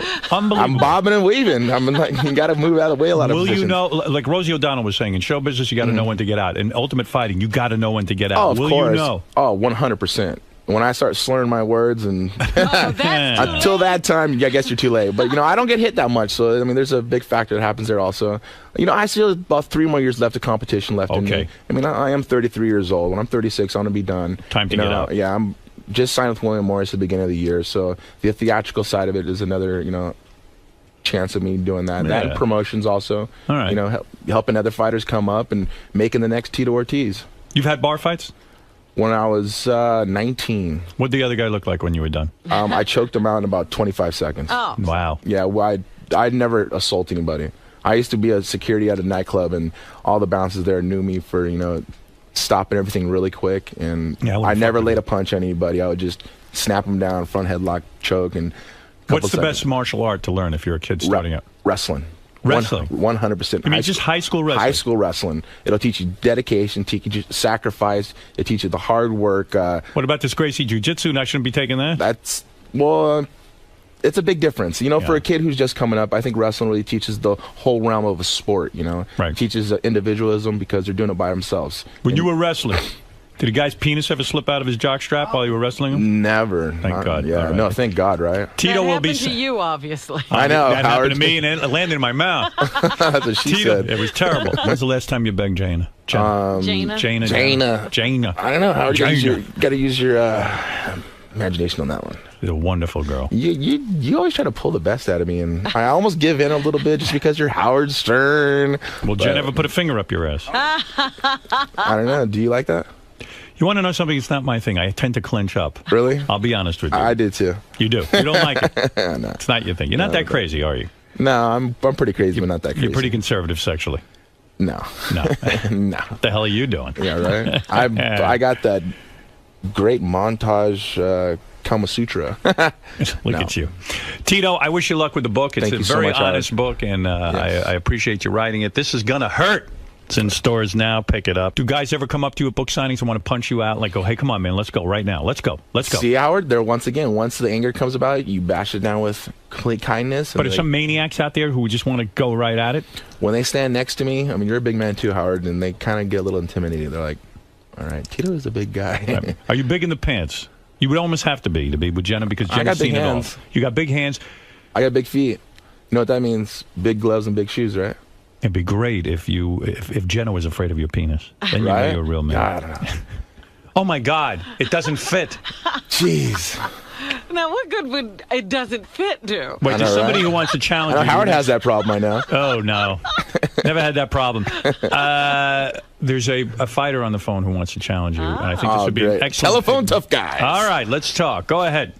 Hey, Tito, how are you? Really good, my man. All right, now I want to challenge you in a fight. Whoever wins will fuck Jenna Jameson. Oh, my goodness. Well, great. You mean Jenna would be the I got a prize? bigger dick than you. You're a pussy. I know I can fight you in the cage. All right, high pitch. Gay Ramon, you're on the air. Go ahead. Yes. Hello? Yes. Gay Ramon. Hey, oh, my God, Tito, I'm a big fan of yours. Hey, have you ever had your asshole eaten out by another man? Tito doesn't go that way. No, I don't go that way yet. Do you think about Tito when you're with when you're? Howard, I have fantasized. He wouldn't be the only man, that's for sure. Are men attracted to you, Tito? Yeah. Yeah. Have a man ever hit It's on cool. you? A couple times. Couple of times? Yeah, it's not a big deal. You know, I have actually a lot of gay friends that are friends, you know, and I don't swing that way ever, never, ever even a thought or anything like that, but you got to be respectful towards people. Gay Ramon, can you finish right now listening to Tito's voice? Oh, my God, I fantasize him beating the shit out of me, Howard. You like that? Artie, where are you? Yes, go ahead. Yes, sir. I fantasize about Tito beating the shit out of Gay Ramon, too. You're horrible, Artie.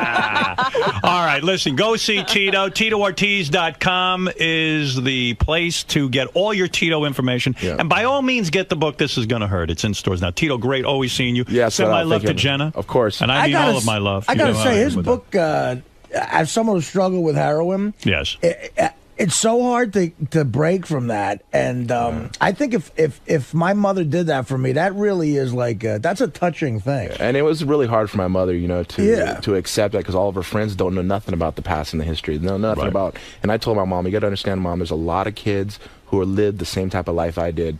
Now I want to think they have a chance to live, you know. Right. They look at Tito, they see, oh, yeah, the guy who's a fighter, a champion, driving around nice cars, beautiful girlfriend. But they don't see what got me there. Right. And now they see they have a chance. Well, maybe they have an opportunity to do something like this in life. Book is somewhat inspirational. Yes. All kids, please listen. Go to school. Getting educated is the number one thing, I believe, 100%. You bet. Max, you're on the air in Portland. Go ahead. Hey, now, Howard. Hey, now. Hey, Tito, why can't you admit that Lyoto Machida was just a better fighter that night? He was a better fighter that night. I never didn't. I mean, look at the pictures on the internet, bro. Your face is all fucked up. Really? Oh, yeah. I only got like 5 stitches. I was fine though. Which fight is it? The one you're talking about? Yeah, the one I did. I just lost last week. The guy ran away the whole time. People will watch it. They'll see. It's cool. I fought. I came out. I fight, and he didn't want to fight. It was fun. It was just an opportunity for when Dana this guy to hold says me your down. face was messed up, is he lying? I don't know. It's been a week, Howard. Look, I look pretty good. You look pretty good. You don't even look like you were in a fight. Yeah, Travis, you're on the air in Las Vegas. Go ahead. Yeah, I totally disagree with that last caller. I thought Tito won rounds 2 and 3 against Machida. I mean, Machida fought his fight, but Tito's still a beast. He about choked him out at the end there. Yeah. And Tito, you know, I got to correct you, you know, and I'm an honest guy. You know, I think Luita won the match, you know, fair and square, I believe. I did have that triangle at the end, almost got him, but you know, for him running away, you know, this is ultimate fighting. This is fighting that really, it's a one-on-one competition that they need to compete against each other, not get 1 point and run away. How Machida is doing, and I think I let a lot of fans down by doing that, but I appreciate your support, man. Trevor, go ahead in Bakersfield, California, with Tito Ortiz. The book is called "This Is Gonna Hurt." Bakersfield. Hey, Tito, I had a question for you. Since everybody in the UFC kicked your ass, what are you going to do? Go over to WEC, maybe become a superstar or something? No, actually, I believe the only person left there was Chuck Liddell, and Machida, the one that beat me. So. Hey, I got to give it to you, but Machida ran from me the whole time, man. Yeah, well, there you go. So people seem to generally agree with your assessment. This is not just bullshit. Well, believe me, it was. And it was a tactic on, you know, the president's part on UFC of give me someone who's going to run and strike, who's not going to stand in front and punch with me. Part of the fun of the UFC is that you guys are just going at it. Yeah, that's what guys buy pay-per-view for. That's why they buy a Tito Ortiz pay-per-view, because they know I'm going to bring the fight when I fight. You bet. All right. TitoOrtiz.com, the book, This Is Gonna Hurt. Thanks, Tito. Great seeing you again. Without a doubt. Come Thank see you us so much. again if you would. Yes, for sure. Tito. So that went pretty That's good. Some heavy stuff, man. Yeah, you know, it's my life. You know, I've lived an interesting life, a very self-told story that I'd either be dead or in prison or here on Howard. And I'm doing something right. So, you know. Right. You mentioned that Howard's sort of like a benchmark to measure your success. Oh, for sure. I mean, Howard's the best talk radio in the world, man. So to be here and to overcome everything that you have is... And I look back at my history, you know, 11 years of competition and fighting, but I'm still going on to bigger and better things. And, you know, I'm really proud of my book that we wrote. And, you know, hopefully a lot of people take something out of it, of an inspiration. And that's the biggest thing of all of it. Cool, man. Well, thanks for stopping by and good luck with the book, man. Without a doubt. Thank you much, guys. Howard Stern.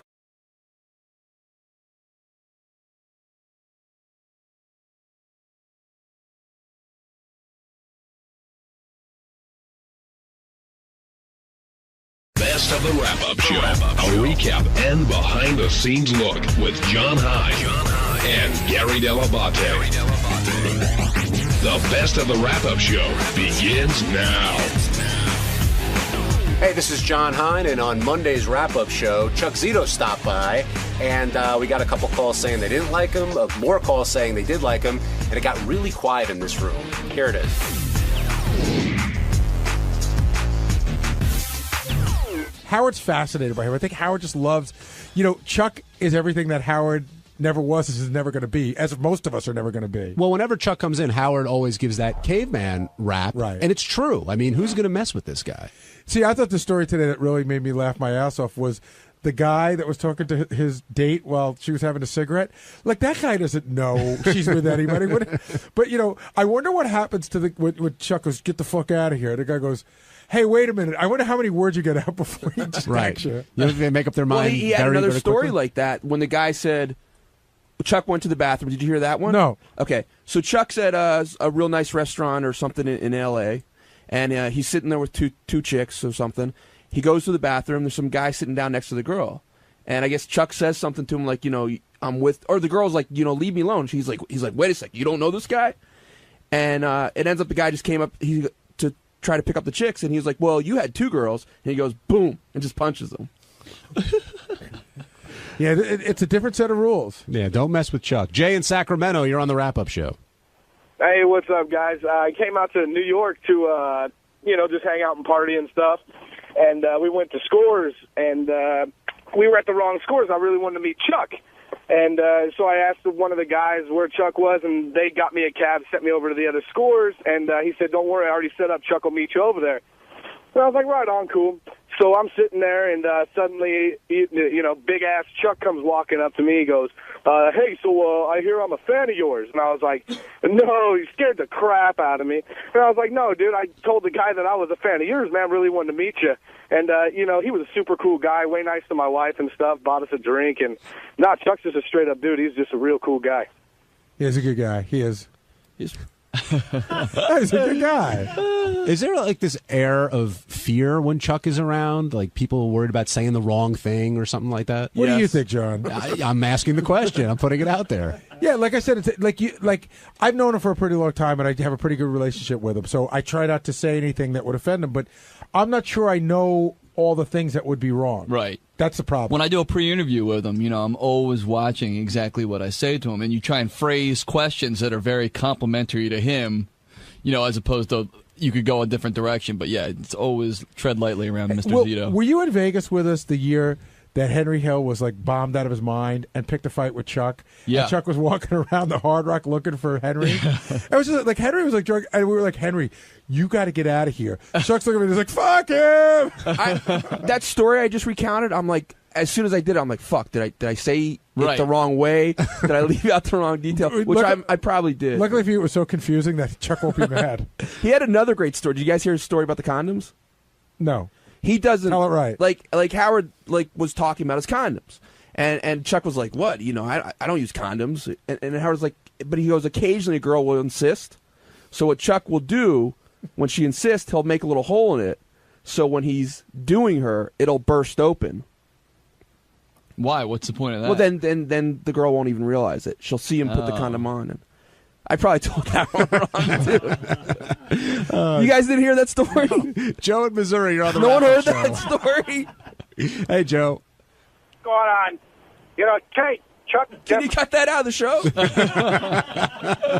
What's up, Joe? Chuck is definitely a flaming faggot. No, he's not. Hold on a second, Joe. Chuck's not here to defend himself. Now go ahead. I just want you to know. He fucking spews out stories of banging 3 chicks, and the guy's in his 40s. You know, Artie can't even do that. Gary can't do something like that. But yet Chuck Zito, I mean, he just wants to be a man's man. He is nothing. Next time it comes up in a meeting that you want to bring in Chuck Zito, that person's head needs to be examined. So what he would say if he was here is he would say, all right, you're a big shot. Why don't you come up here and say that to my face? So what would you say to that? I'll right there. Shit, right now I'm in Missouri driving a tractor trailer. I'll go up there and say it right to his face. You know, I won't be a little bitch like Benji was a couple months ago and back down. I'll bitch slap him right in the mouth. I didn't back down because there was nothing that I went forward with. Now, Mike, you realize that I have your phone number on caller ID, right? Go ahead, give it to him.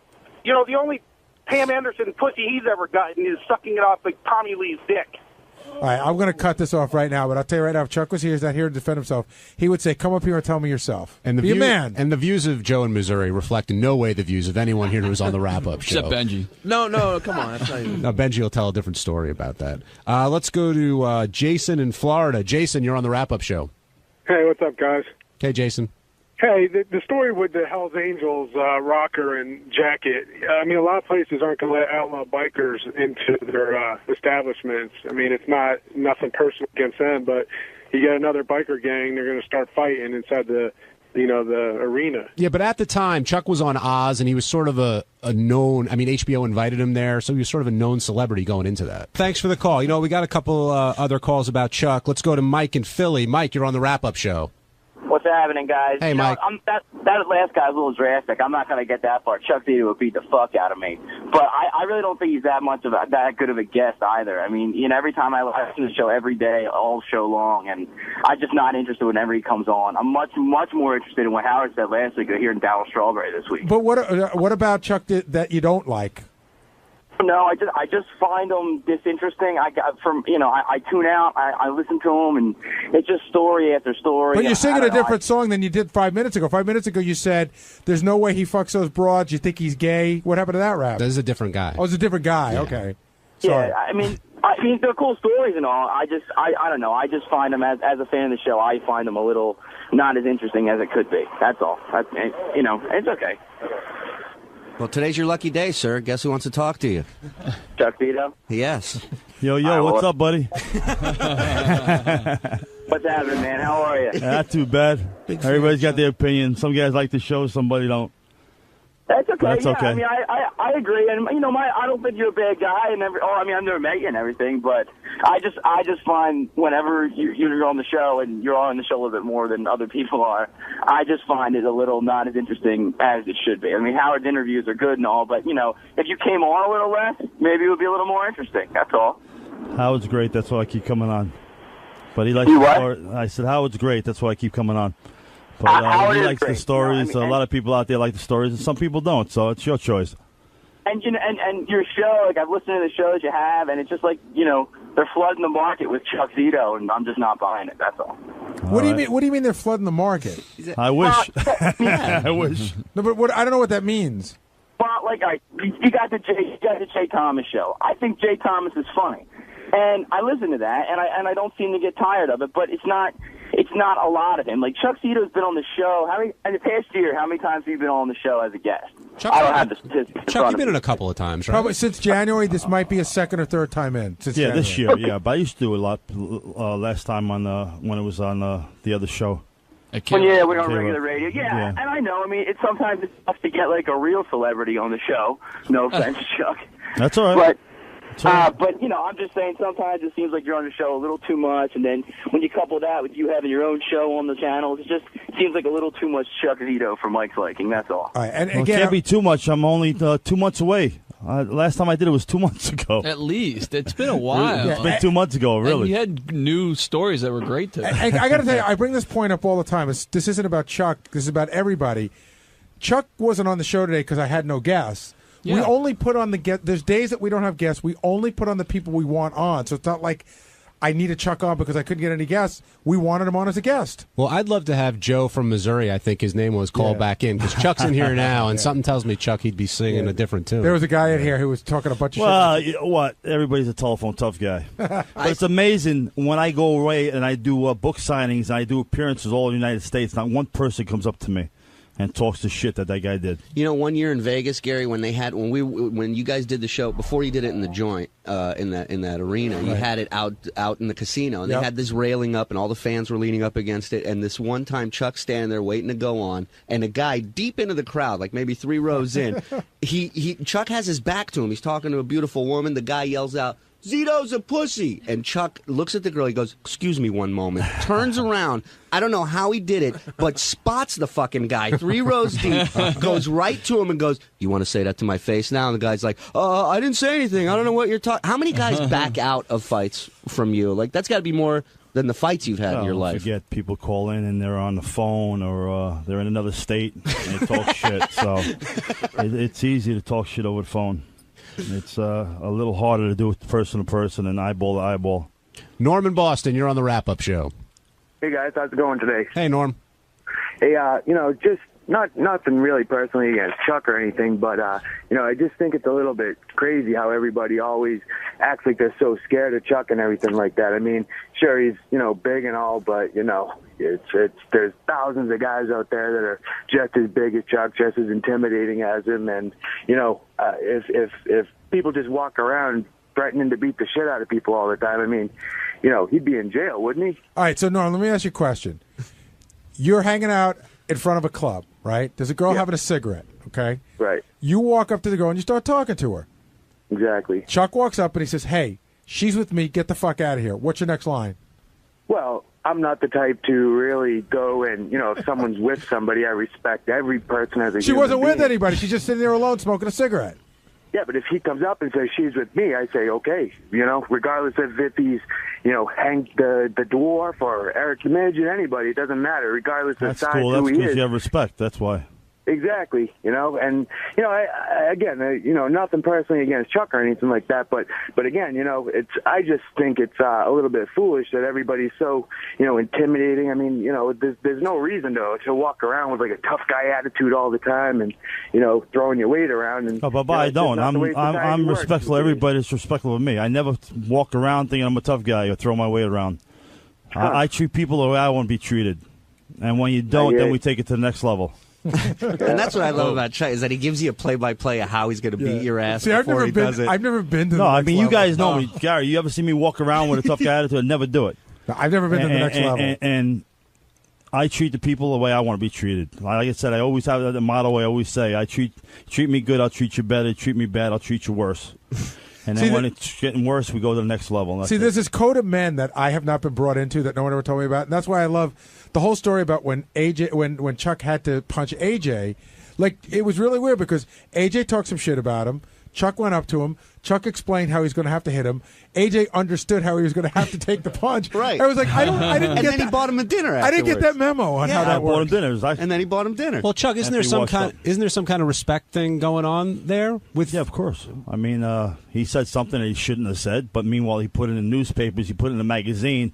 It wasn't something he said to one person. He's talking about millions of people reading this. And he never mentioned my name, but he mentioned the word Hell's Angel and Scores, and everybody knows I'm the only one that goes there, so he didn't have to mention my name.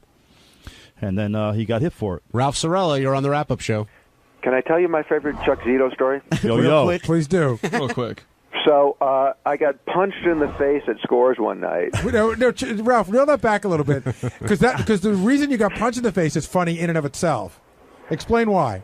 Well, I don't know. Like, it was like I was talking with a friend of Big John's. We were just joking around, sort of like, like pretend punching each other or something like that. I don't know. And then I was really drunk, and then just all of a sudden, this guy just fucking punched me, and I went into the bathroom, to fucking like stop the blood, and I'm coming out of the bathroom, and Chuck's coming out of the bathroom. Everybody thought Chuck beat me up.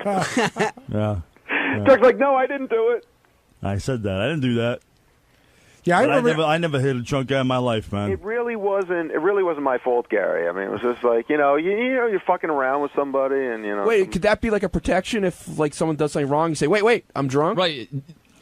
Well, some guys take advantage of people because a lot of guys can't even stand up, let alone fight. Right. So a lot of guys push their weight around and do that. I've never hit a drunk guy in my life because it doesn't prove anything. I am always drunk. You're always Hey, everybody, it's Shuli. On Tuesday on the wrap-up show, we are trying to put the pieces back together of this fiasco that happened on Miserable Men. Bob was hurt. He vented. He said some things, maybe some things that shouldn't have been said on the air, maybe some things that should, and hopefully our show won't get canceled because of it. So stay tuned. A couple of people have come to me today and said that a lot of what happened with Bob, they blame on Artie. And I'm not saying I blame it on Artie, but I think that Bob got empowered by Artie agreeing with him. You know what I mean? I think that's where Bob got his balls. Well, if you listen to those rants, and Shuli's in here, I see Artie coming down the hall. More than 3 or 4 times, Bob said, Artie agrees with me 100%. Artie has my back. And it seemed like that conversation with Artie is what, boosted him. And Artie, later on, at the end of the hour, took the hit. He said, look, I feel bad because I told Bob to go on the air and express how he felt. He didn't tell him to say, fuck you, Gary. But he did sort of, let him know that was the place to do it. Yeah, Artie just walked in. We're sort of blaming you a little bit, and jokingly blaming you. Yeah. I think Bob got his balls from you. Do you know what I mean? Like, I think that if you would have said, Bob, you're off base on this, he probably wouldn't have done that rap last night. He called me up mad as hell, screaming in the phone, and I feel bad again, and this has nothing to do with anything. I just feel bad when a guy is broke and he's got a kid, so I'm doing anything to try to, make him feel better. And what I did say was, he was like, look, I'm going into Miserable Men. And I said, well, the rule of the show, Howard has it, if you're honest and you lay it out there, that always makes good radio. So I said, you should do that. And I bet if they play it tomorrow, it'll make for good radio, which it did. So I didn't really encourage it. I didn't really discourage it, but I felt guilty for all the shit he took today. And that's why I was like, you know what? Give Bob a break. I'm a guy that he sort of looks up to, and he probably took what I said as a fucking okay to go through those doors and go nuts. I did not know he was going to start screaming, fuck Gary. But in his mind, whatever you told him, in his mind, he heard as Artie's got my back. Well, he said that? He said that? You could sort of tell. I can tell you in the past where he's been upset with Gary over bookings and stuff, it was never to that extreme. And I just think that the fact that he had somebody who's on the show, who works on the show, that says, wow, that agreed with them and said, I do think that's kind of messed up. That gave him the fire, the green light to just go apeshit and let it all out. He shouldn't put Artie in that position, though. Well, listen, Bob, first of all, should, like I told him before we went on the air, I said, we're about to do 4 hours on one of Howard's channels, and you're going to talk shit about it. I go, does that not make sense? It doesn't make sense to me to do that. It's one thing to say I'm not happy, but I saw how angry he was, and I knew it wasn't going to go well. And we had a whole format planned out for the show last night, and we got sidetracked. We had to recover from it. Why were you against it? Because I just think he was overreact. He took it way too personal. He took it as a personal attack. But were you against it as like, hey, this could be dangerous for us, or this is not good for the show? Absolutely, it could be dangerous for us. Why wouldn't it be dangerous for us? I mean, I understand he's being honest and he's expressing how he feels, but at the same time, Howard doesn't have to put a guy up for 2 hours, 1 hour, or 4 hours that talks shit about it. It's his channels. And, there's something else just popped into my head. We're saying how we do all the stuff with Bob. This is like a subtle thing, but we give him the plugs and all that sort of stuff. And in the past, like Greg Fitzsimmons or Lisa Lampanelli or even Gilbert Gottfried will try to get on the show, and they can't get on the show, and they'll say, could you please, if you could, plug something? And you've heard us plug it. Sure. And always, with the exception of Gilbert, because this isn't his DNA, I will get a thank you call or a thank you email. Hey, that was really nice, greatly appreciated. But Bob just doesn't seem grateful. Well, it's almost like you fucking owe me this. Of course you're doing my plugs.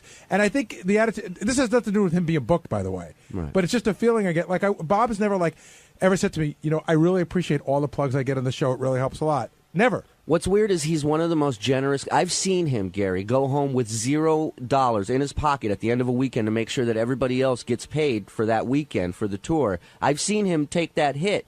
But at the same time, like what he did last night was a really selfish thing. He put himself before the show, and it almost cost us the show today. John leaned over to me at one point when Bob was making the really feeble attempt to apologize, and everything was, but this, but that. And John Hine leaned over to me, and it was right on the money. He goes, how many times have you had this conversation with your kid? With my child, where I'm like, Lucas, just apologize, but but this, but that, but then I'm like, no, just say you're wrong. But.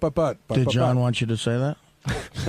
No, it's just the other thing that's happening now is, and again, this is nobody's fault, but it's a reason why Bob and a lot of comedians, a lot of people in any profession are frustrated. The economy is such shit. Bob said to me last night that some of the Killers of Comedy show don't sell well at all, right? And at the end of the day, he has had to go into debt to make sure all the other comics get paid, to not only the extent where he doesn't get paid, he's actually in debt from the gig, which is nice and generous, right. But that could lead to being frustrated about other things, and that could lead to saying stuff on the air you don't mean just because you're in a frustrated time in your life. Right. And I think that's what he's going through. I know him to be a generous, nice guy, too. I think giving him a pass is the right move at this point. And expect to give him a pass in 4 months when he freaks out again. Because he's gonna, he's going to do this. Well, then, after that, what are you going to do? Howard's being very nice about it now. There's no reason he has to let him come back on the air. If he does it again, there's going to be no one who can argue in his favor at that point. Come on, after this, Gary, do you think giving him a pass is the right move? Yeah. I'm a little peeved about it. I'm not like fucking angry like some of the listeners are. I'm a little peeved about it. I don't know that Bob learned his lesson, but you know what? If he didn't learn his lesson, it'll be a short time before he learns it. Do you know what I mean? Yeah. But the other thing, Artie is sort of so close to the situation because he knows Bob so well and he knows his situation. And Bob never called me and said, hey, Gary, times are rough. I really need this. I don't know whether that would have changed things, but I would have had a different approach to it. But I can't start booking the show based on people's economics. Do you know what I mean? Because if I do that, then it's really tough. I know. 80% of the people who work here are broke. What are you going to do? It's shitty times. But, the other thing about defending Bob or whatever I did in there for him, it's such a Davy and Goliath situation. Here's a guy who's a road comic and he's fighting for his life up there, and I just I wasn't going to sit there and get into bashing you or Howard, but I was just trying to play the devil's advocate on his side a little bit, because it's like, throwing a guy a life preserver, drowning. And I wanted to make sure when he got off the phone, Howard at least gave him the show back, maybe, because without the show, if he thinks times are bad now economically, they're going to be a million times worse. But Artie, don't you think that the guy should have enough brains to know that before he goes and does those rants last night? Shouldn't he go, Jesus, without the show, I'm fucked? No, look, you're right. That's logical thinking, and I've done stupid things in my life because I'm mad, and things that make no sense, completely illogical, and people are nice enough to usually forgive me. And you go on. I was trying to give Bob that same compassion I saw from people just 3 months ago on the show. Right. So I was trying to just be on his side there, because if no one's there, you're done, Right. But Bob is one of those guys that, this is a recurring theme for him. I'm not appreciated. And he is what I would kindly call high maintenance. Well, He needs to be constantly massaged. And a lot of people I deal with don't. And sometimes I forget that, because so many people I deal with don't need that when somebody does need it, I just don't do it enough. A lot of them need it, but you know what? They're comedians who bite their tongue. I'd say 90% of the comedians are so neurotic, they probably do need that attention, but they're smart enough and they have enough willpower to bite their tongue and go, look, that could burn a bridge. You are the producer of a big-time show that affects comedians, and so they bite their tongue. Bob feels like he's part of the family, and he's allowed to get mad every once in a while. That's what he's saying. Which also, I think, it's a real catch-22, because I thought his points were ridiculous, but he was sincere and he was pissed, And that probably, I didn't hear it, but it probably made a real interesting show. Oh, It probably made one of the most interesting And I shows. get that he's upset. I understand that he's upset, but that's something that he needs to take up with Gary, I think, on a personal thing. And if it does come on the show, then bring it to a certain point. You got to be able to control your anger. Like, Tim talked to him before the show. I spoke to him before the show.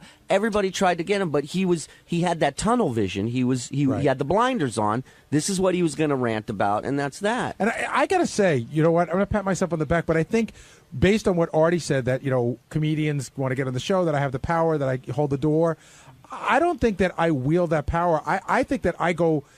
we're always in there fighting for guys. You know what I mean? It's never like... You're not a power tripping kind of guy. I'm not power tripping. I'm not like, guys. Hey, Bob, I could make or break you. I want people to succeed on the show. I like it when a comedian comes on and does well, or somebody that isn't known that well comes on. Like, I love that Lisa Lampanelli started coming on the show, and that not only she got better on the show, but she's gotten bigger in life, in her career.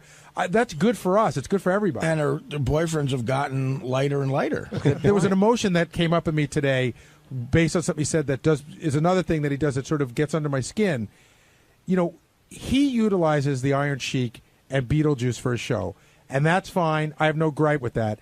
And he does it because he wants to bring more people to the show, and he realizes those are popular characters from the show, and that will bring more people in. But then he will throw that in my face by telling me, I hire those guys because you don't pay them.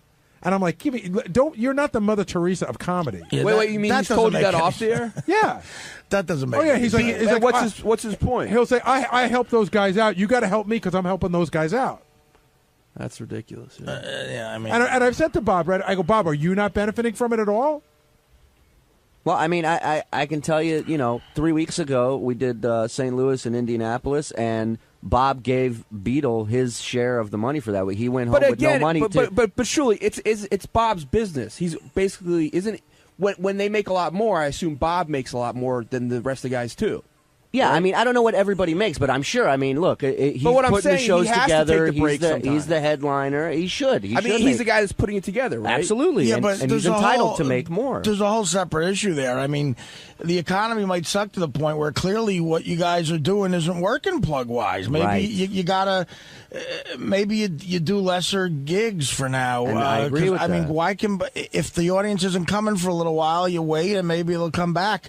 I told Bob that last night. Get booked in a club and make a couple of grand a weekend, and because at least you're making it. Why risk losing money? I mean, because I said, Bob, the depression after working hard all week, and you're on stage in those dark clubs. You're trying to get your life together. You got your kid. You're getting married, and money's tight anyway. And then you got to do like 4 sets on the weekend, and you don't make any money. That's God, as a road comic, you're going to be suicidal doing that much longer. You also have to factor in traveling with 7 to 8 to 9 people on a tour. You got people sharing hotel rooms, people eating meals, all this shit adds up at the end. But if you're booking a show and it's not making money, why do you continue to do it? Well, that's what I was saying. He's got to stop. He's got to consider.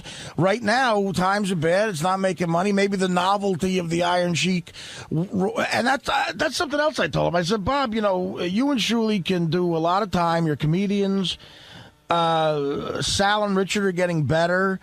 Why do the circus shit? In the long run, people are going to want to know they can come see stand-up, not a freak show. Artie, you've said to him on the air and off the air, you are not an enormous fan of the blue cheese thing. You've said that, right? Well, I'm not an enormous fan of following the blue cheese thing because it's like following a fucking sexual assault. But you've also said that he doesn't need that. No, that he's really funnier. Clearly he doesn't. Of course not. I mean, that's what I'm saying. These guys on the tour are all comedians. A real comedian should be insulted if they said we're going to have high pitch Eric come out to get laughs and to get plugs. It's ridiculous. In the long run, it'll hurt you. Maybe that's what he's seeing now. Yeah, but these are shows. These are like shows based on our fans. Don't you think like if they hadn't seen a show before, they want to see High Pitch Eric? They want to see Bob. Not if the alternative is. So that should be a separate tour, the Freak Tour, or whatever you want it, the Whackback Tour. This should be comedian. Hey, it's Benji. On Wednesday's wrap-up show, we discussed whether or not Ralph truly hates Gary, and if Ralph is trying to sabotage Gary, as Artie said. And a lot of listeners called up with different theories. Gary expressed theories, but Ralph never called in. So listen, and you'll make your opinion.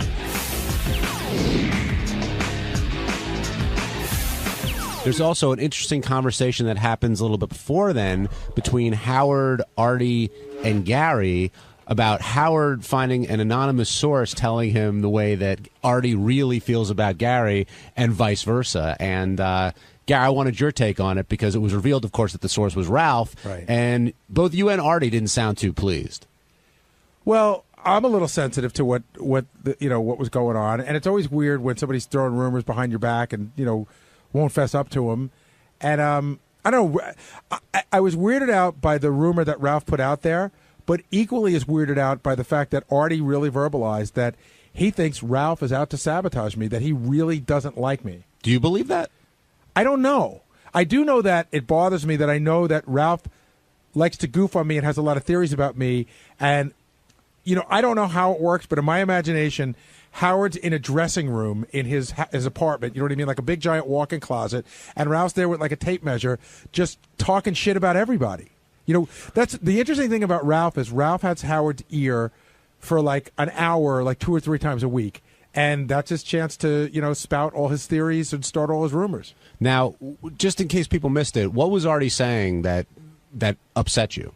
Well, I was sort of psyched that Artie doesn't feel that way, and then I pulled Artie into the office afterwards. I really was sort of shaken up by it, and I started to think the 3 examples that they gave was the Man Cave show, which that I completely disregard because they approached my agent. So what am I supposed to do? Say no? They thought doing a show, but they did approach Artie first, and then they approached us.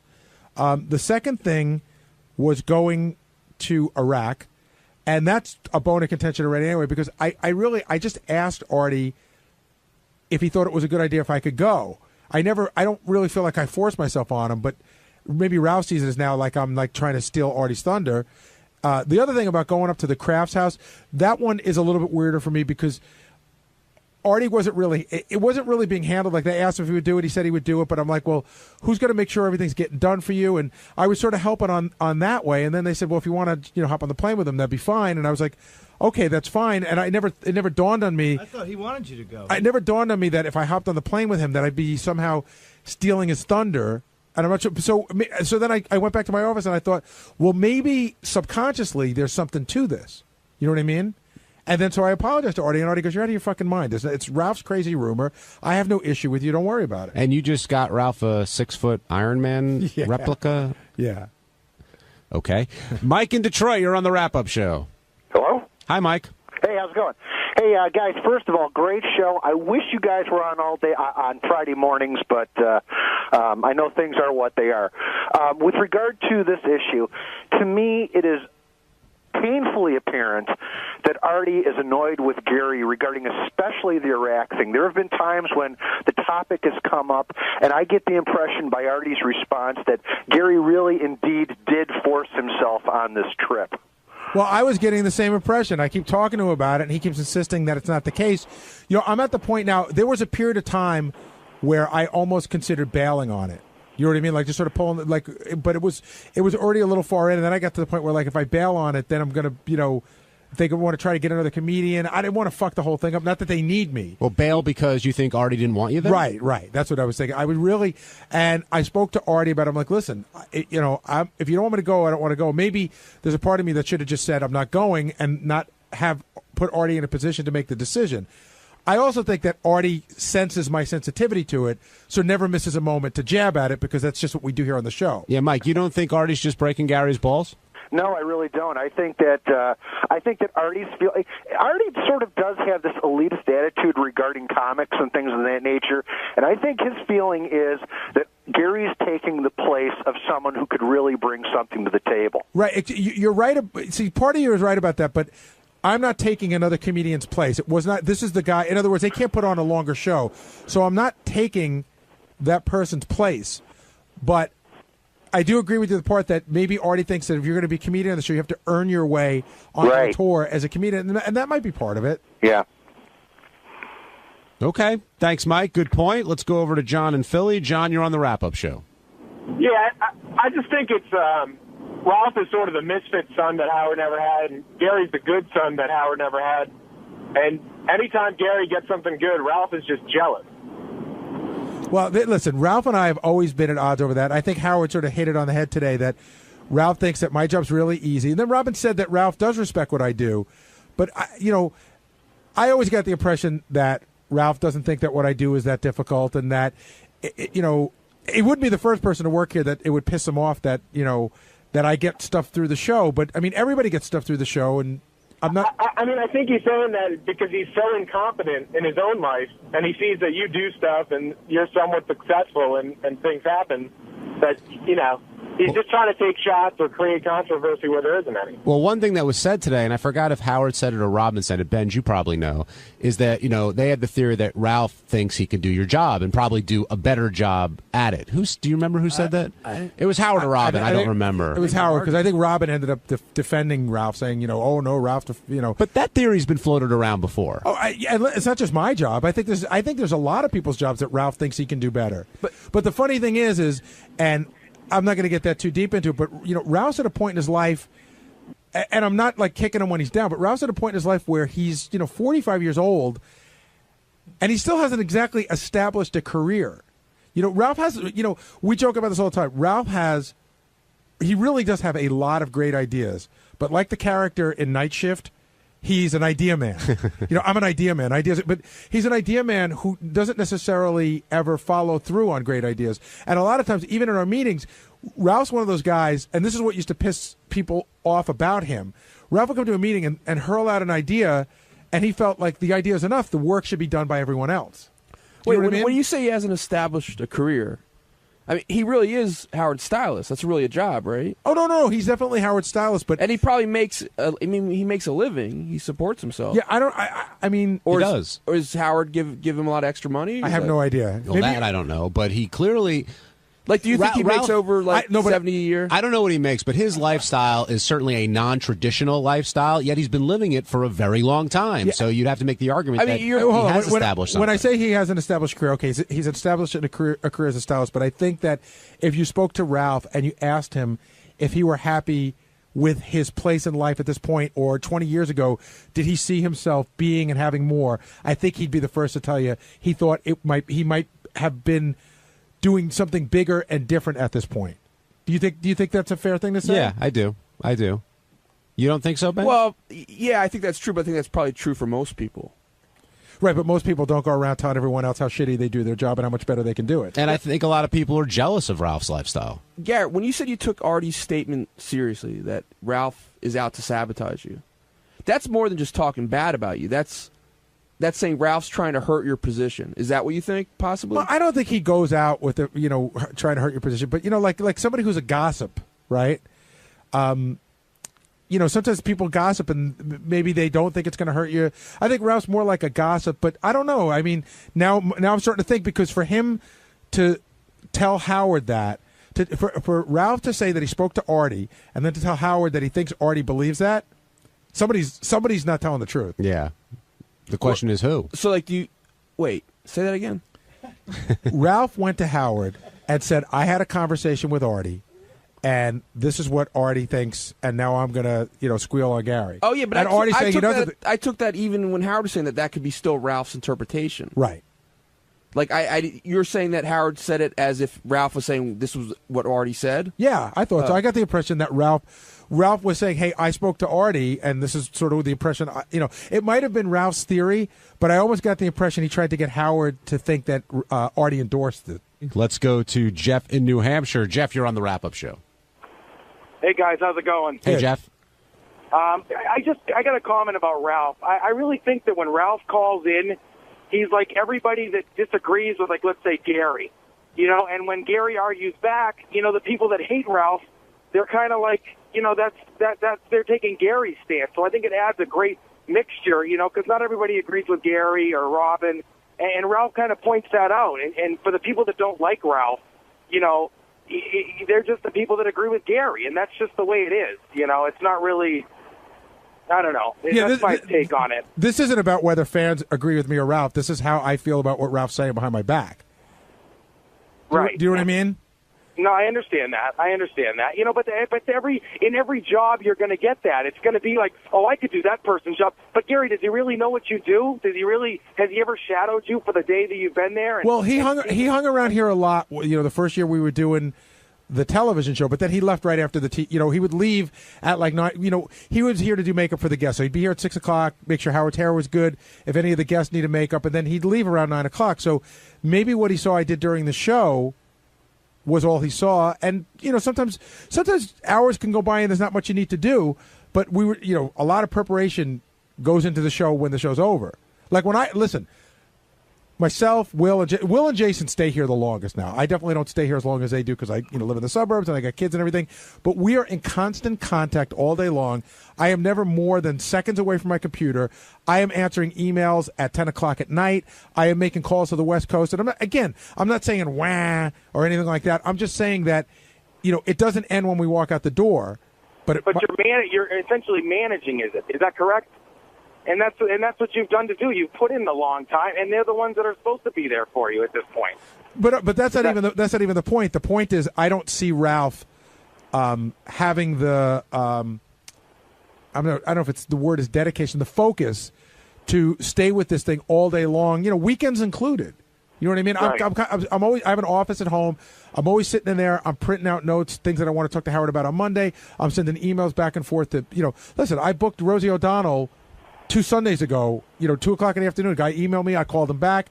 Now, it's a phone call. You do a couple of things, but you constantly have to be aware and focused on what's going on. And I don't know that Ralph would want to do that. Where is Ralph? Yeah, I'm surprised. All you guys say you never want him to call in, and now we want him to call in, and he's not calling. Hey, what's up? This is Will, and on Thursday's wrap-up show, Yucko and his lovely wife Nicole came in to talk about their wedded bliss, or lack thereof. Pretty ugly in here. Check it out. Yucko, you really smell like shit today. Oh yeah, I do. I don't know if it's you or the outfit, a suit. But it's and I've never noticed. People have always said that, but it's like a sort of like a sour milk that's been left in the garbage, sort of vomity smell. So can you blame me for not wanting to fuck him? Kind of like well, I'm sure when he takes a suit off, he takes a shower. Or no, does he? His balls smell as bad as his suit. So no, he's. That's why I said he was gross. He doesn't know how to. I just get the bat wing shit. You know what I'm saying? Where the balls stick to the inside. Yucko, is there a part of you that enjoys when Nicole busts your balls like that and talks about why she doesn't want to fuck you? One of the reasons I married her. She can throw it right back at me sometimes. And what about does he give it to you like that? He tries. I mean, I don't know. Yeah, it does really seem like you must have like the worst self-esteem on earth. Yeah. Because you're with this woman. I mean, she's very hot. Yeah. I understand that she's probably like the best chick you've ever gotten in your life. No. But at some point you have to say, dude, like, what am I doing? This chick doesn't like me, doesn't love me. Why am I in this? What is the upside for me? You're not even banging her. It can only go down, So who knows? I'm not going down. But Nicole, if you guys spend time apart like you say you want to, and this has had nothing to do with other guys, it's just about you finding yourself. Yeah. Is there a possibility that you find yourself through another guy in that period of time? No, I don't. I'm not into finding another guy. That's not on my agenda. So, no. Okay. Would you ever want to live with Yucko, or would an ideal relationship always be we'll see each other occasionally? We've been living together for 3 years, and it's too much. It's being around each other that much. So call me on your 20th anniversary. But you know what? Yeah. See, that's the too thing. much. Okay, I don't want to get to that point. Why?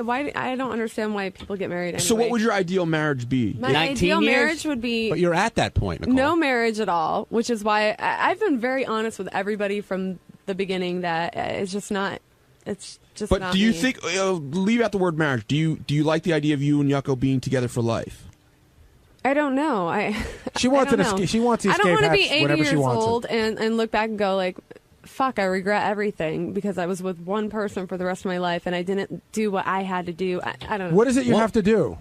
Not be with Yucko. No, I really. want to fulfill my goal and pursue my. She wants to learn the ways of the Force. What do you want, Yucko? out of this marriage? I don't know. Want her to be happy, and if she's not But happy, Nicole, here's a big Pack your question. shit. You just said what you're looking for, right? So if you guys, I'm all about me right now. But see, that's not a marriage. That's just all about you. Exactly. That's a little selfish. But if you It's want to, selfish, but is it Then better why did for you me get married? Is it better for me to pretend that everything is great and be with him and pretend to be happy when I'm not happy, and then all of a sudden, boom, I'm not there one day when he comes home from work? Then 'cause I break it left him. off. you probably should. Right? Then you probably, break it off. and you shouldn't have gotten married in the first place. Which I didn't want to get But you married. did. I did, and it's not a big deal. We just get annulled. Fuck it. You just can't do that. Let me ask you something, Will Yeah. and Jason. Is he still here? No. We'll He get him left. back. Okay. Can you see yourself? You already said you could be married to your Yeah. fiance, so you're only going to fuck her for the rest of your life until you're 90 years old. I don't Only know if her. I'm having sex at 90, but see, now you bring up, I mean, a that's- different point. Now yeah. you're saying That's another no, but point, you're bringing up a yes. different point. Now you're saying not only do you not want to hang out with him and you want to pursue your dream, but you don't want to fuck him for the rest of your life. I 'cause already other- told him that. I said, if I don't fuck you for the rest of our lives, what So what does that mean does that say? should he let you sleep with other men? I don't want to sleep with other men. I'm just saying though, like that's another thing. Like What how if can he- you how can you be married to somebody and not have a sex life? We don't have a sex life at all. Do you have a sex drive? Like in yes. other words, do you crave sex, but not necessarily with Yucko, or is sex just not that big a deal to you? No, it is. That's why I like to watch porn. But I don't I understand. told Like, you I'm like the guy in the relationship. but 2 seconds ago you said sex isn't that big a deal, and then you in the next sentence said, "God, who could sleep with him for the rest of my well, life?" I didn't say it that way. I mean, you guys sort of did. No, I didn't. I'm just asking. Like, basically, my whole point is that if there's no sex life or anything else, I mean, it's just. But wait, But there's even no if there sex was a life because you sex won't life- fuck 'em. But even if there was a sex life, you're not saying you're saying you can't imagine being with the same person with the rest of your life, Right, which is period. fine. A lot of people feel that way.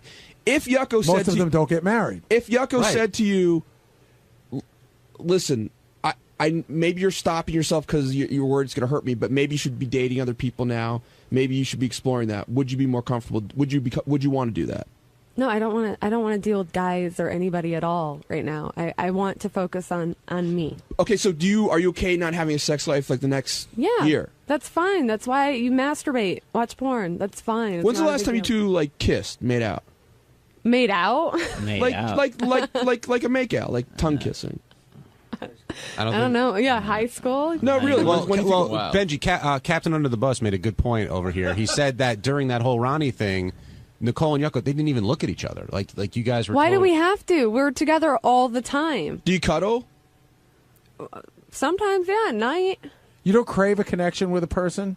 Yeah, we have a connection, but it's not a physical connection. It's not. It doesn't seem to be any connection. It's not physical. What's the connection? Like Email? time Connection spent is with one that each other? We're like best friends. Like honestly, we're best friends. But I I'm got to tell very you, comfortable if I with were him. my best friend is my buddy Frank. If we were in here while all that was going on, we'd be looking at each other, making faces.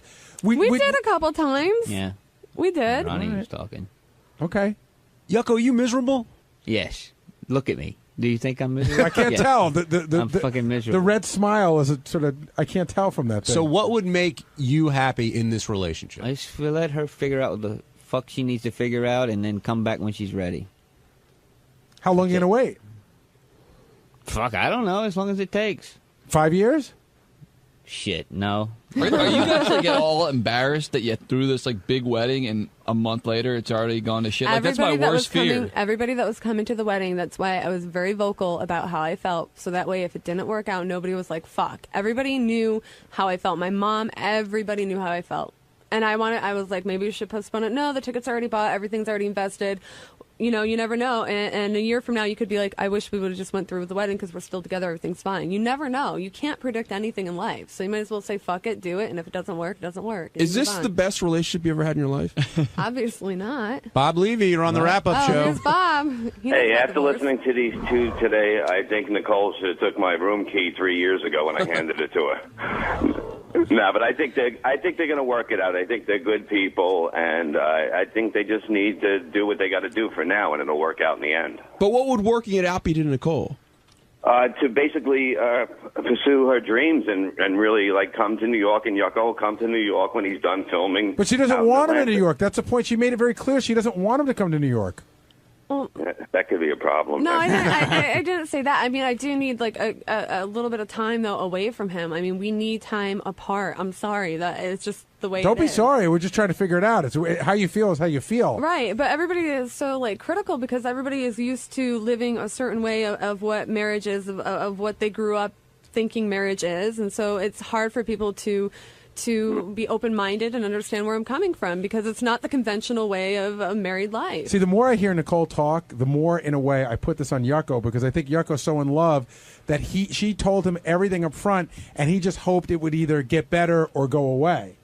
That's definitely what happened, I think, and I think because Yucko's such a good guy, he really is, and he's a great guy.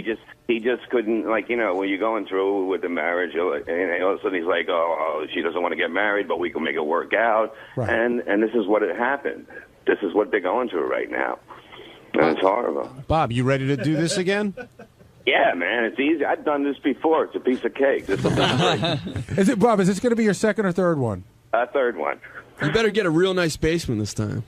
No, I'm not even getting a basement. I'm not even going that far. That's right. If they get divorced, they're splitting the condo. Nicole, if we could give you an instantaneous annulment right now, is that what you'd want?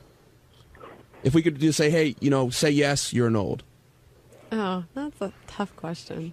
Oh, thanks. Well, how do you feel? I mean, what's your heart say? Well, the more that like I hear him talk like that, yeah, right now, do it because he's such a miserable prick. That well, when you say you want an annulment, yeah. I'd rather have an annulment than a divorce. Absolutely. Because it looks good on your taxes. That's real. No, because I don't want to be known as a statistic, you know, as a divorced woman. Well, that's why I didn't want to fucking get married. It's all a bunch of bullshit. Okay, great. We have a happy marriage. We've been married a month, and look, we bicker like fucking. We've been married for 20 years. Thanks for calling in, Bob. Hey, Bob, I'll see you this weekend in Easton and in Levittown, PA. Go to ReverendBobLevy.com for tickets. How's that? Bob Levy. When was the happiest part of your relationship? The first 6 months.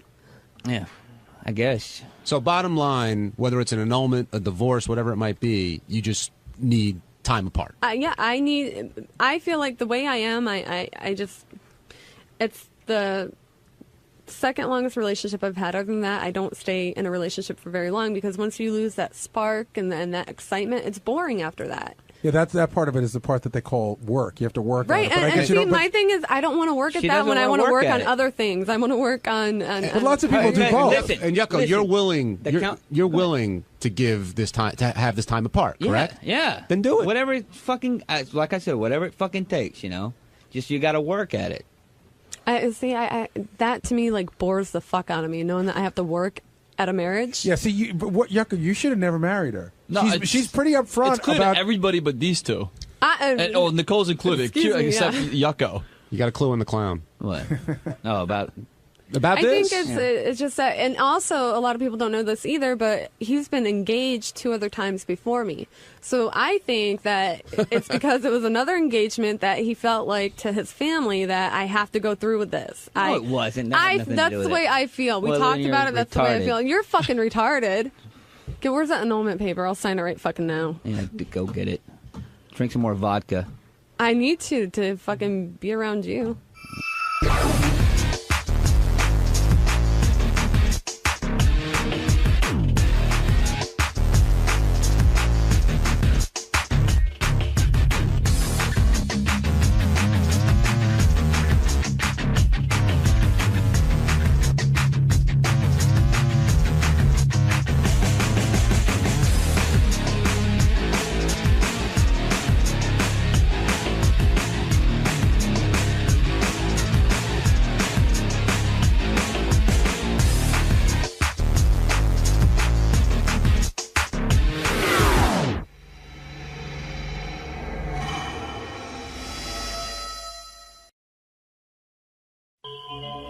Doing good.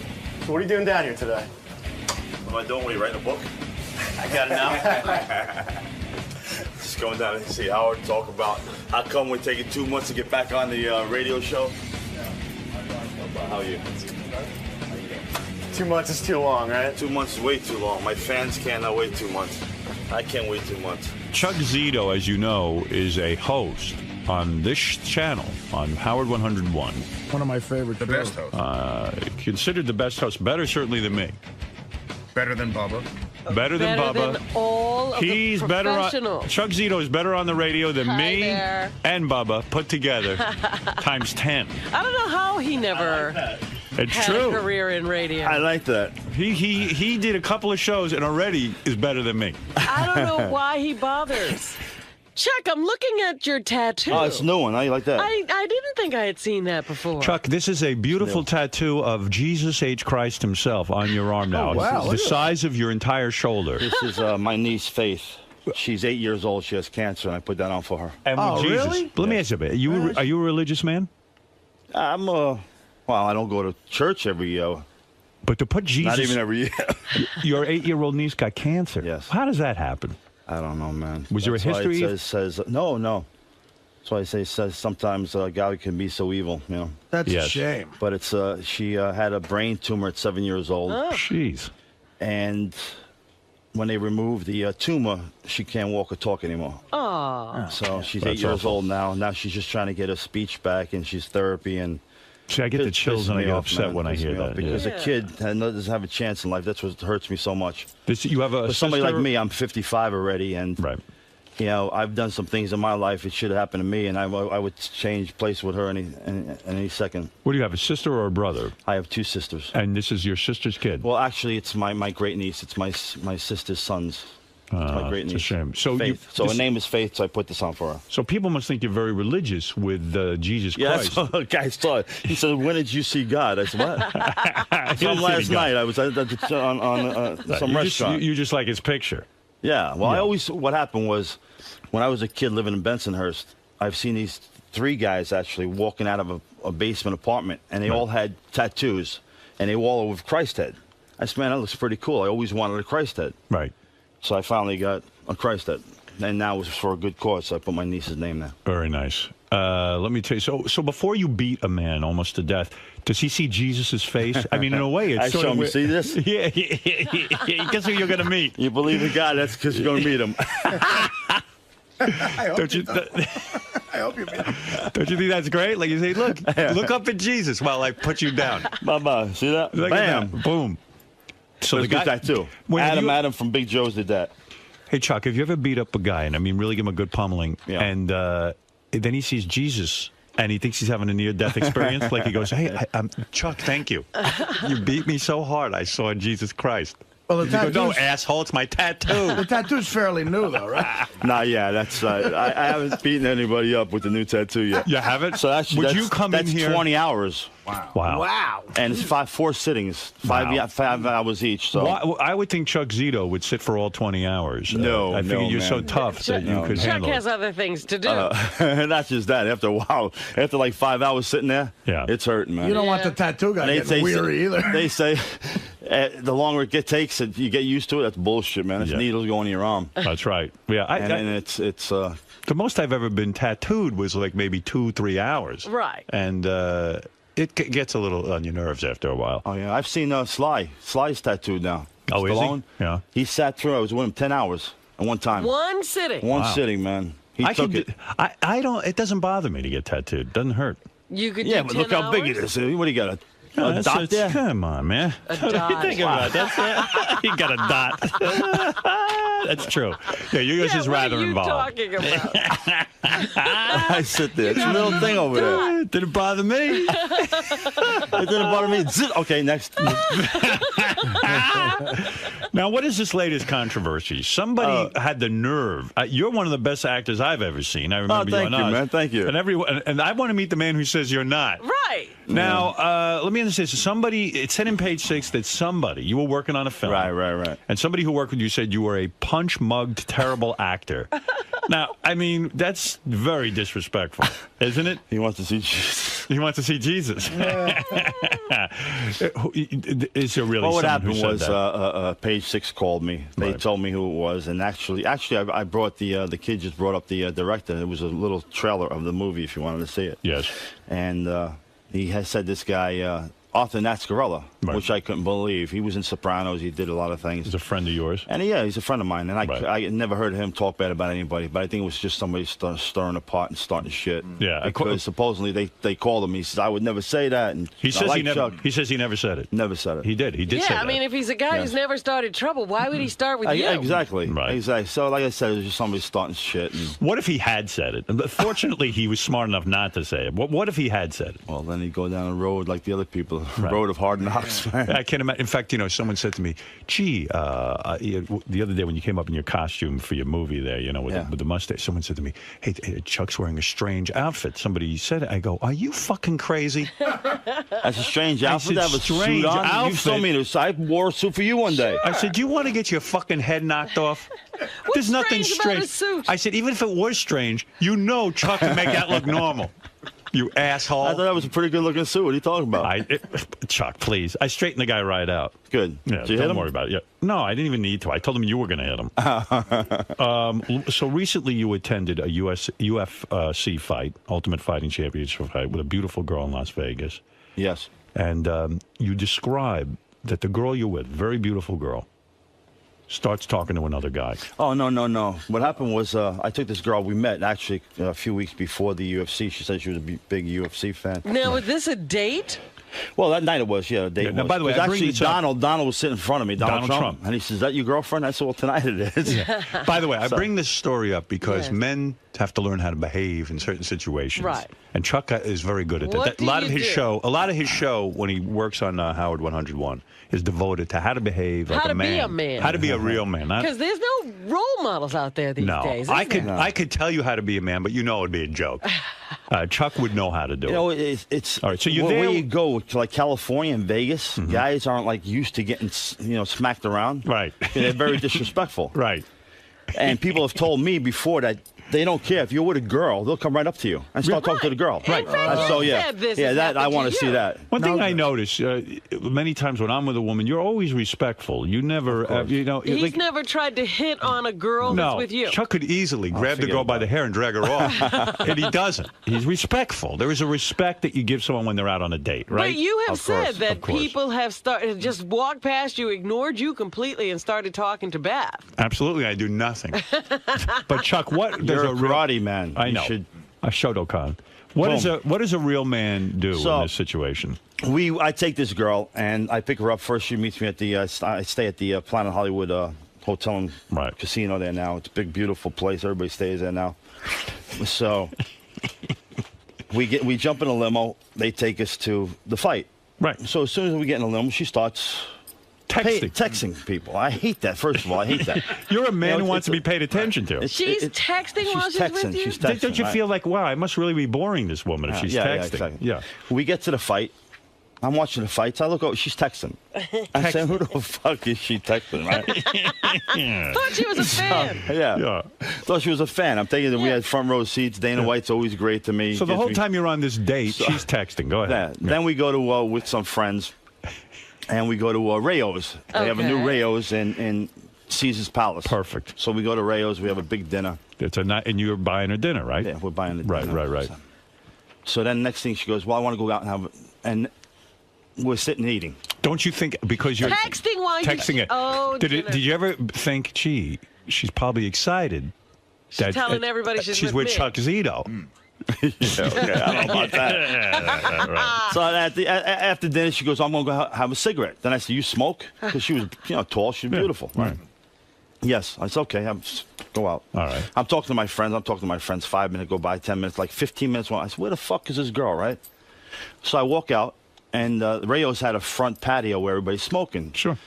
But like 20 feet away, there was a big fountain in the middle. And I see her sitting down. And then some big guy is leaning over her, talking to her. I'm saying, what the fuck is this, right? So I walk towards the guy, and I walk towards them.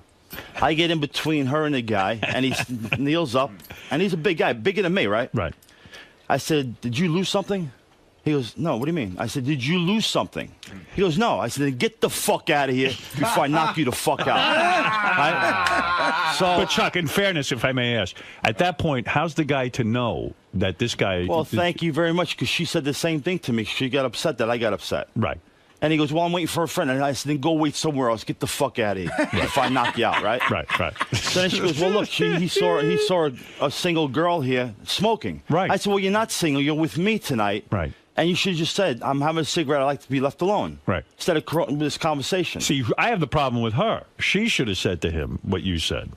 Well, he sees, I don't know. I got pissed off. What could I say? Talk to who?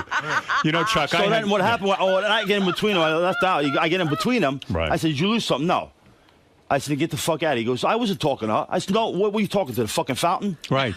I said, get out of here before I knock you the fuck out. And then she goes, well, there was no reason for that. He wasn't doing it. I said, you're not by yourself. You're with me tonight. Right. Then what happened was when my girlfriend's coming, that's who she was texting. So her girlfriend comes, shows up. She goes, well, where are we going to go? I said, what do you mean, where are we going to go? Right. I said, I want to go with you. Right, yeah. Well, my girlfriend's here, but we want you to come with her. I said, well, I'll tell you what. You want to be with your girlfriend? Have a nice night. And I left. Wow. You know what? You want to know something? Kick the girl if I was in a situation where somehow I mistakenly talked to a woman you were with, I would just say to you, listen, Chuck, I'm never talking to another woman again. I would swear that's all right. You know, I had a similar. Pissed me off. I had a similar incident. I'm at a place, and this is years ago. A guy starts talking to a girl I'm with. Mm-hmm. So I went and bought them drinks because they looked like they were having a good time. They were having a nice time. Yeah, he was much bigger than me. I don't think I could have handled it. He's talking to your girlfriend? That's right. And you bought them drinks? That's right, and I left. This is why we need your show, Chuck. Chuck, I thank you for straightening me out. Howard now I know what to do. So I say to the guy, how'd you like me to fucking knock you out right now? Howard went over to the guy and said, listen, I should fucking wait somewhere else. I'm an asshole. Would you mind if I said, listen, I know Chuck Zito, and he's going to knock you the fuck out? Go ahead. My name Howard. Use my name anytime you want. It's because of you I'm on a radio show, and it's because you I do radio now. Chuck, one question, though. You're out with a girl. She texts for a friend. Yeah. In your mind, maybe she wants a threesome. Her friend, and you. I mean, was that possible? This was not that. Nah. No way. I think you were right to leave. I think you were right to leave, and I'll tell you why. Yeah, the date didn't sound like it was going well. She was texting the whole time. She's not talking to Chuck. And then the next thing you know, she's bringing a girl for protection. You know what I mean? Yeah, she's adding somebody to the date. I need that protection. Yeah, protection. I want to be with you. I don't want to be with her. Right. And she goes, well, we want you to come. I don't want to go now. I said, goodbye. How'd you meet this chick? So, I was at a function. Actually, I met at the Rambo function. Right. I was actually here a couple of days before I went to the Rambo. Right. And then we were talking about that, and she was there with some people, and I said hello and everything else. Are you getting laid, though? You have any, I mean, I can't imagine after something like that, you didn't go out and get laid somewhere. Not with her that night, that's for sure. No. Wow. But we were doing that, and it just pissed me off. And like I says, in California, it seems that they disrespectful out there. In New York, they know. Hey, you fuck with somebody's girlfriend, you're going to get beat up, shot, maybe people don't know who maybe they didn't realize who you were, you know? I mean, that doesn't matter. It doesn't matter. Right. A man's supposed to respect somebody else's girlfriend and everything. But how and the guy was bigger than me. Yeah, but how is that guy supposed to know? She's out there by herself smoking a cigarette. Well, I shouldn't blame him. I blamed her, too. So he was heated up. And then I was just pissed off because I'm waiting with my guests in there, and she's out there talking to this guy. And the guy was like twice my size anyway. Right. At least take a shot at me. Right. Try it. Take the shot. You're very intimidating. He wasn't that interested in the girl. So, a lot of times I would see you around with Pam Anderson. I know you were friends. Yes. I feel you've finally gotten her pants. Because why do you say that? I'll tell you why. In 2007, it was reported that Chuck dated Pam Anderson. They were seen cuddling and kissing on New Year's Eve in Las Vegas. He always claims they're just friends. But you're always around there. There seems to be something going on. She's always calling you when she comes to town. I believe you fucked Pam Anderson. I do, Chuck. And I think you ought to. Come on, what happened? Did you fuck her or not? I told you.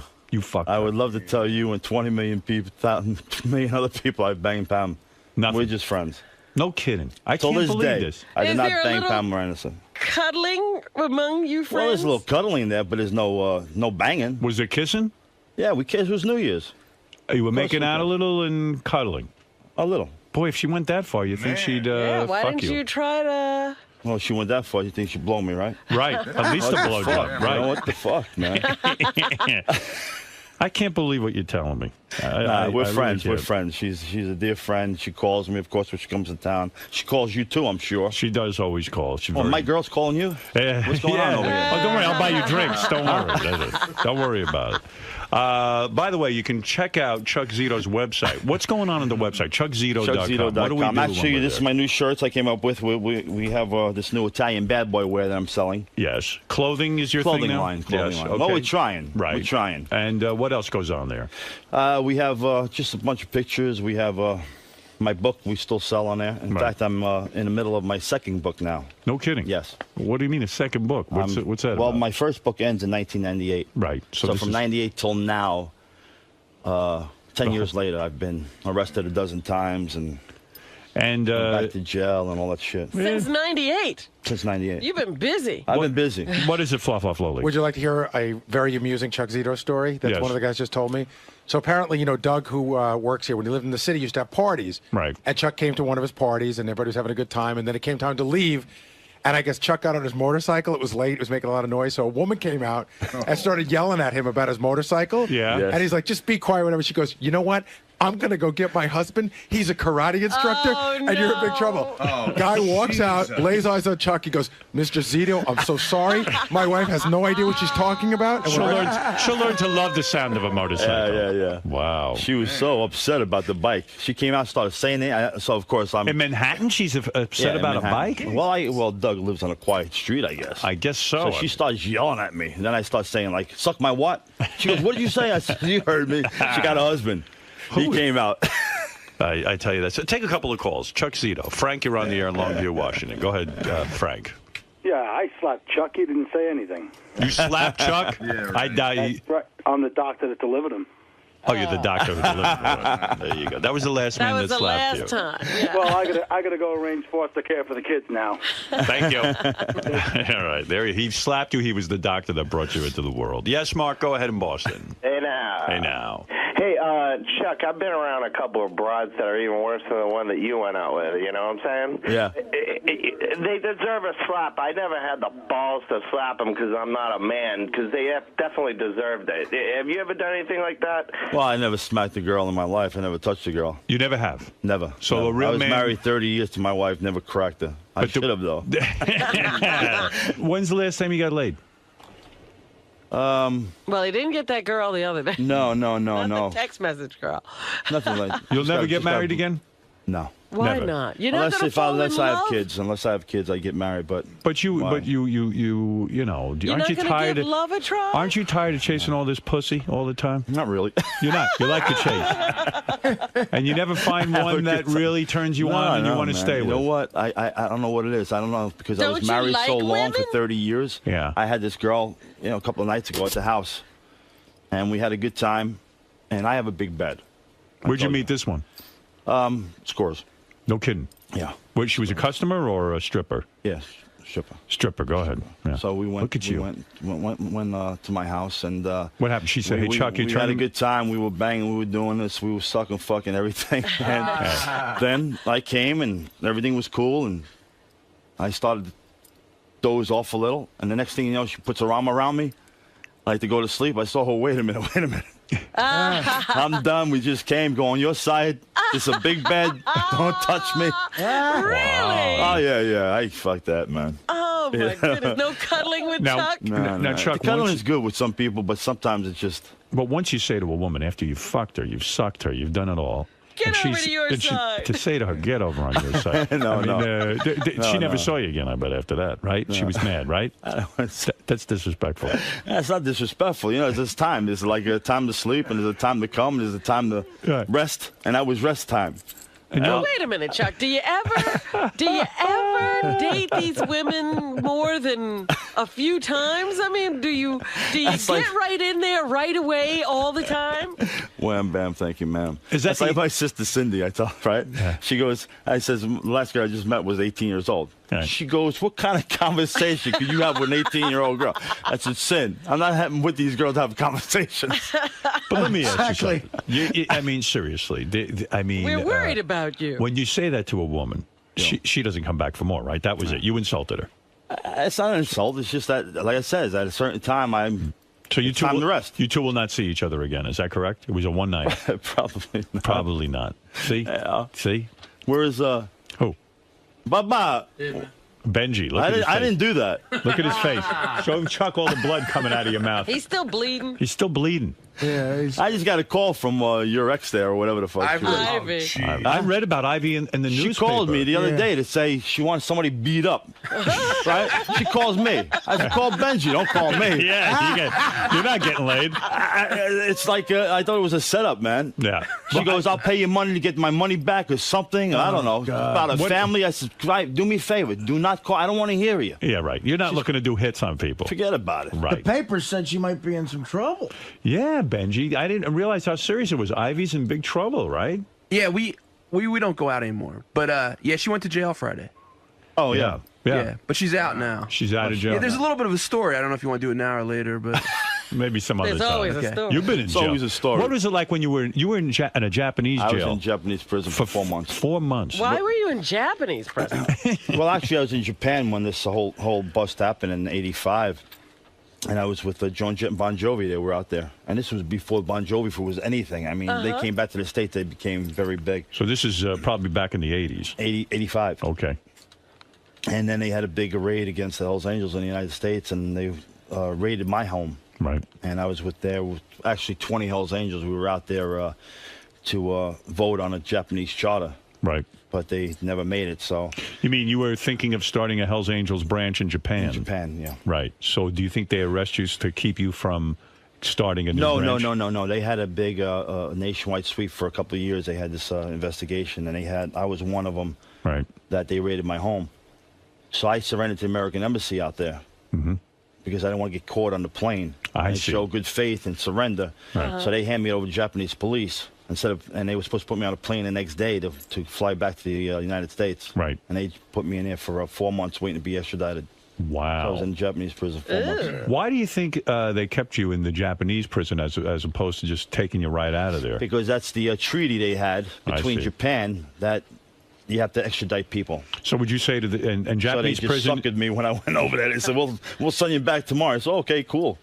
Is Japanese prison 10 times worse than American prison? Man, the worst prison in the United States is like a hotel compared to Japan. Why is it so bad in Japan? But it wasn't bad for me because I was locked down 23 hours a day. Okay. So, and I was separated from the rest of the prisoners because it was all Japanese prisoners. Right. But they don't, like the jails here, you watch TV, you play pool, you do courses. Right. Over there, you're locked down. They have like a foot wide mat down the whole corridor, the whole tier. Right. And you have to walk on that mat, single file. You can't talk to each other. Wow. Nothing. No. But don't they serve that fabulous sushi? Yeah, is it like going to Nobu? Is it like Nobu, free Nobu? I don't know. I was living on white bread and the water a day. No kidding. I didn't eat the stuff they were having, man. It was like fish heads and fucking octopus. Shit, man. Fish heads. Shit crawling around in the fucking soup and shit. I said, fuck that, man. So you literally lived for 4 months on bread and water. Bread and water. No kidding. Literally. And you probably lost a lot of weight. No, actually, I gained weight because I was training every day. I was doing 1,000 push-ups a day and sit-ups. That's all I did. What did you do in your cell all day for 4 months? Did you just sit there? Talk to yourself. Do they have any books in English that you could read or something? Actually, they had a couple. I had some sent in. Right. So my wife at the time was sending my books in and all. So I was allowed to get some, I think, a letter a week. And you were allowed to get a book. Wow. So wow. Now, why wouldn't they let you out into the regular population? That's the rules they have there. They don't let any foreigners in with the prisoners in case something happens, I guess. But sounds awful. Meanwhile, I was twice the size of all these guys. These guys were small, but then they had some big like sumo guys as guards. They didn't fuck around there. Right. Man, no TV, huh? TV. You're lucky if they had a radio there, man. Forget about it. They had nothing. Wow. They had nothing. And so they used to play in the morning. So what do you do? You go insane? I mean, you're just staring at a wall. Basically. It was a 6-by-8 foot cell, and you were there 23 hours a day. Wow. Then they took you out for an hour, and they put me in a cage outside. Wow. And all the other inmates would just look at me, and a lot of people would say, Rocky. Rocky. And I was Rocky. And it was pretty wild. I mean, I could laugh about it now, but it was pretty wild. Good then. It wasn't good then. Listen, no disrespect, but do you ever break down and cry when something like that's going on? Does Chuck Zito cry? Will Chuck Zito cry in a bad situation like that? And no one would fault you for doing it. No, I've cried sometimes at night there. You know? did? Yeah, Yeah. just I'll tell you. Yeah, it's a sad. Shit, It's you know? sad. Yeah. And especially things going on now, my niece and all that stuff. Right. Hey, You're a human being. Some people think you're not. Some people think you're Superman. Well, I Superman. do Yeah. worry, though, about this whole thing of not really wanting to get close to a woman. Like an asshole. You know what, Robin? Robin is disturbed. I've been with some girls, and Hey, someone told me you banged 3 girls in a 4-hour span. Is that correct? yeah. Well, it's kind of tough to get close when you're doing that. What happened in Vegas? I know they say what happens in Vegas stays in Vegas, but That's for my a bunch listeners, of bullshit, man. Right. Shit happened in Vegas. Everybody knew about it before I even got home. You know what? It's not like the old days. Yeah. You know what I find doesn't stay in. Wire. You know what I find doesn't stay in Vegas? Herpes. That can't. Not like you've what do you mean you banged 3 girls in a 4-hour span? How does that even? Well, I was at the Hard Rock Hotel that night, and I picked one girl up at the pool, went upstairs, and we had a good time. And then I was off. I went to see Carson Daly. He was performing that night. He was at his show. Right. And before I walked in, some girls said, and I had my fedora on, Right. fedora I wear, my long duster. She goes, "Oh, that's a nice hat." So I turned around. I saw this like 6-foot beautiful model, man. I said, "Wow." I says, "Where you going?" She goes, "Mandalay Bay." And I said, I think I told you the story once. I think I've said it on my show. I says, "Mandalay Bay." I said, "Well, I'm going to go see Carson. Would you like to come to the show with me?" "Yeah, I'll come in with you." I said, "All right." So we start talking. Got my arm around her. She's sitting on a chair, and I'm standing up over one of those bar stools. So I'm talking to her. I said, "Oh, by the way, what do you do?" She goes, "I work." I said, "I know. What do you do?" She goes, "I work." I said, "Oh, okay." I said, "Well, how much do you work for?" Right. She goes, $1,000. I said, "Look, I just want you an hour. I don't want you for the whole night." She goes, "That is an hour." I said, "I'll tell you what, baby." I said, "Go back to Mandalay Bay." So that's when she says, "What the battery say to the potato chip?" I says, "What?" She goes, "Whenever you're ready, I'm free to lay." Wow. I took her upstairs and banged her. Free. A freebie. So you got to feel pretty good about your appearance and your looks and your demeanor, because when a whore, a prostitute, offers you her services for free, I mean, that's quite a compliment, isn't it? I guess she was pretty wild. So you banged- $1,000, come on. You banged her, and did you tip her? Did you give her anything? Tip. You tip. I gave a tip on my dick. That's how I get it. And then, so that's 2 girls.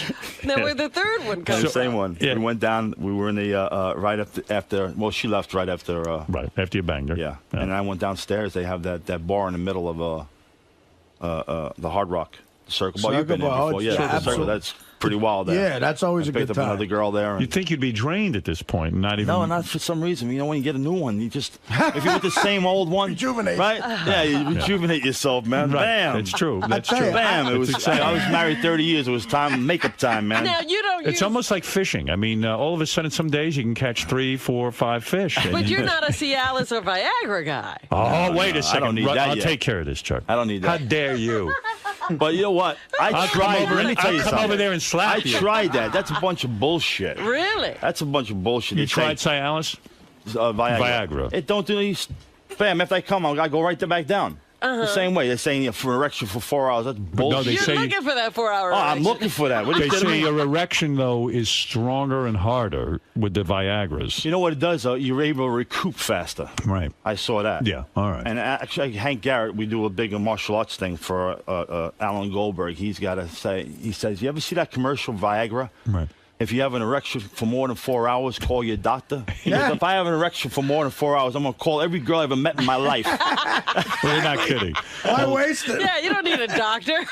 Isn't it true you were arrested because you refused to take your jacket off? Is Yes, that true? yes. That How was does in that happen to you? Foxwoods. How does that Foxwoods. happen to you? I don't know, man. That was happening in Foxwoods Casino. Yeah. I went to go see the Vander Holyfield, John Ruiz fight. Take your jacket I had my off. Hells Angel jacket on at the time when I was a Hells Angel. Yeah.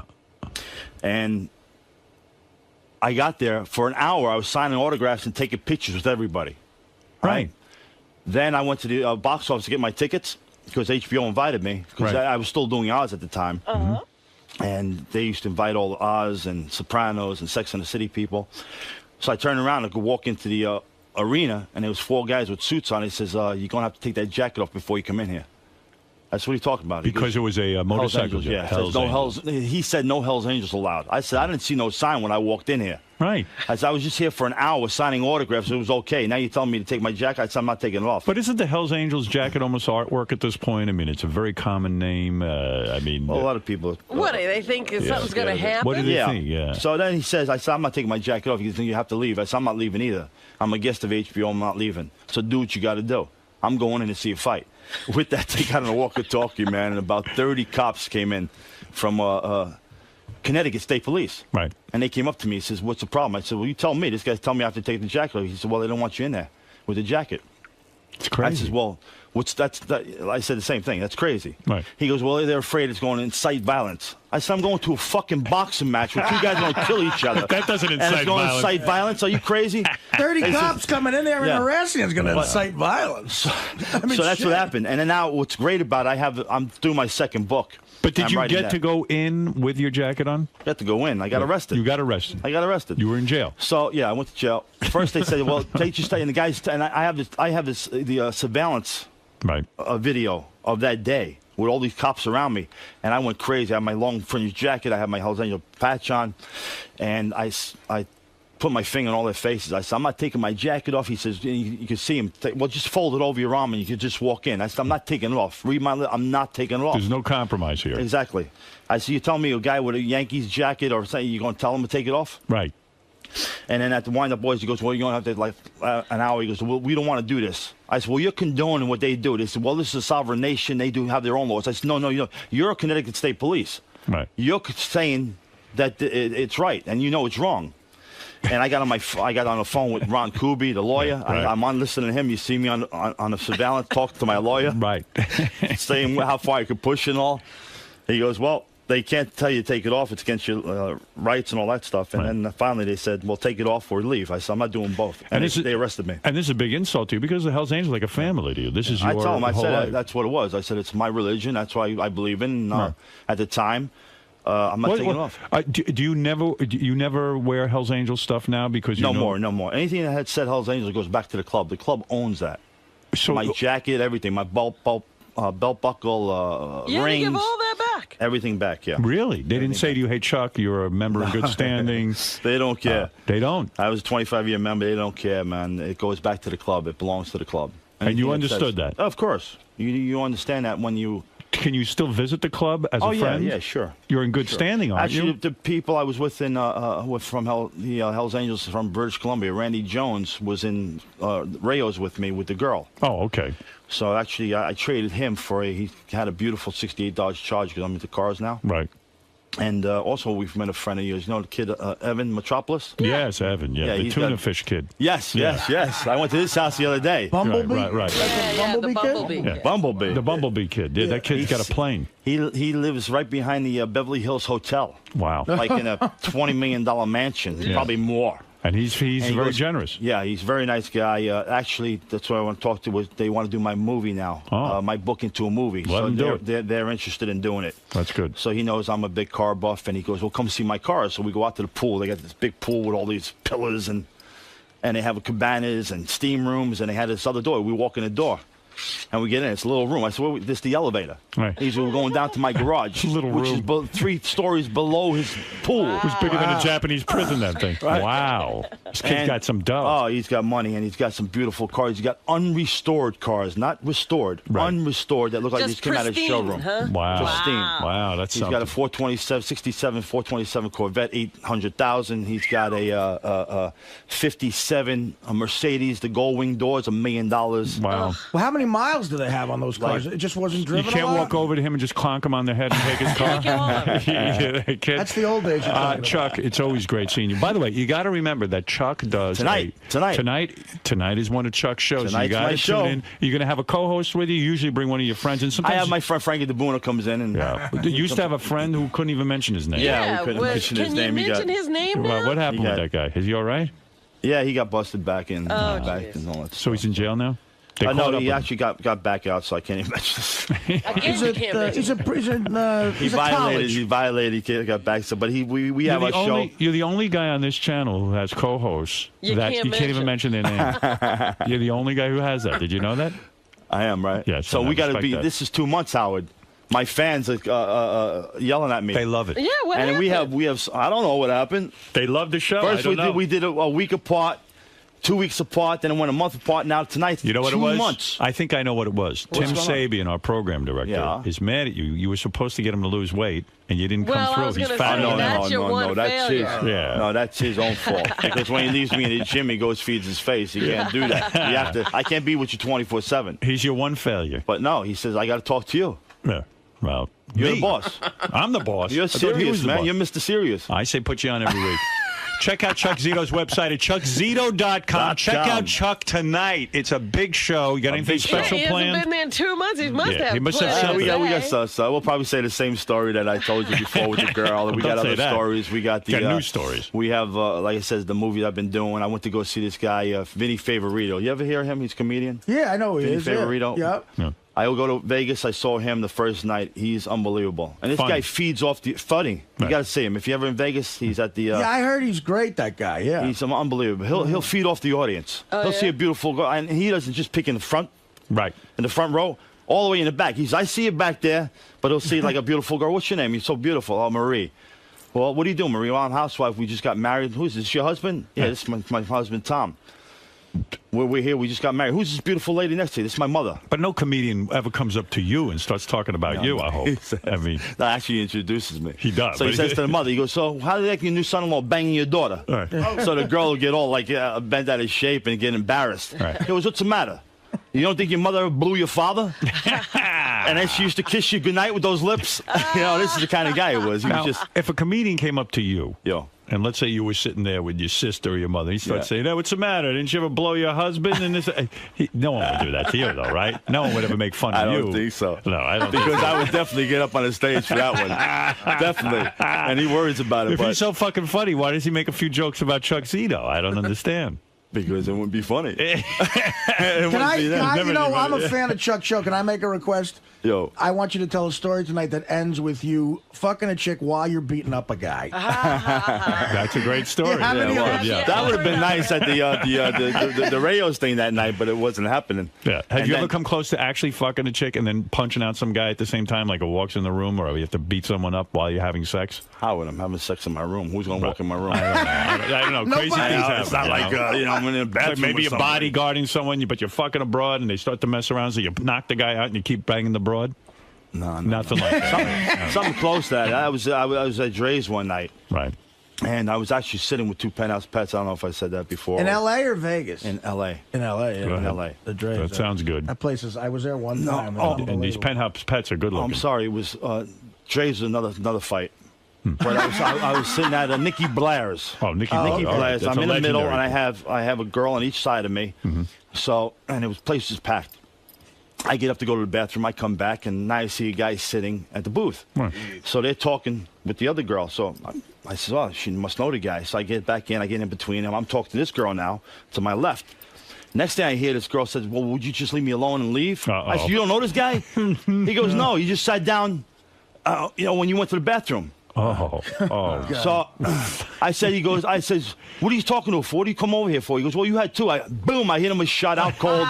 He landed in the. Well, you had two. Yeah. What the fuck business is it of his? Yeah. Oh, I So, wish I could punch somebody. Right in Nikki Blair's. Hit him a shot. He was out cold, laying in the aisle. What's he, a mathematician? He needs to count for you? And that's what I'm You got saying. Our two. guys are disrespectful in California. That is so disrespectful. And Vegas. Yeah. They'll come up to you. And I've seen guys go up to girls. I'm saying, look, if I was that guy right there, I should just go over to help this guy and just crack this guy for him. Because the guy's over and the guy don't know what to do. You can see he's not a fighter. Right. He's having dinner with the girl, and the other guy, I just think you're beautiful. I'm doing this movie. They give you that bullshit stuff. L.A.'s packed with jerk-offs like that. Absolutely. You've been there. You've seen that. Now, after you knock out a guy and you're in front of two beautiful girls, I imagine the two girls take you home and have sex with you because you've proven to them what a man you are. Am I correct or not? Well, we didn't have one of them girls. One of the girls both did. of them, yeah. One of them was married, and the other one you had sex with. Of course. Of course. You know I'm sorry what? I even asked. But in the middle of that, it was just great when everybody was sitting there having their food, putting their food in their mouth. This guy, you heard this big, bang over there. They're looking. The guy's laying there. What happened? Was it like Weekend at Bernie's? You just drag this guy. You prop him up and let him sit there all night. Now he's behaving himself. Now he doesn't know how many girls. The same thing at Dre's. It's a big celebrity hangout. Dre's. Right. I'm sitting with my friend Paul Herman. He's done a bunch of movies. Paulie Herman, yeah. Paul, you know Paulie, right? Sure, yeah.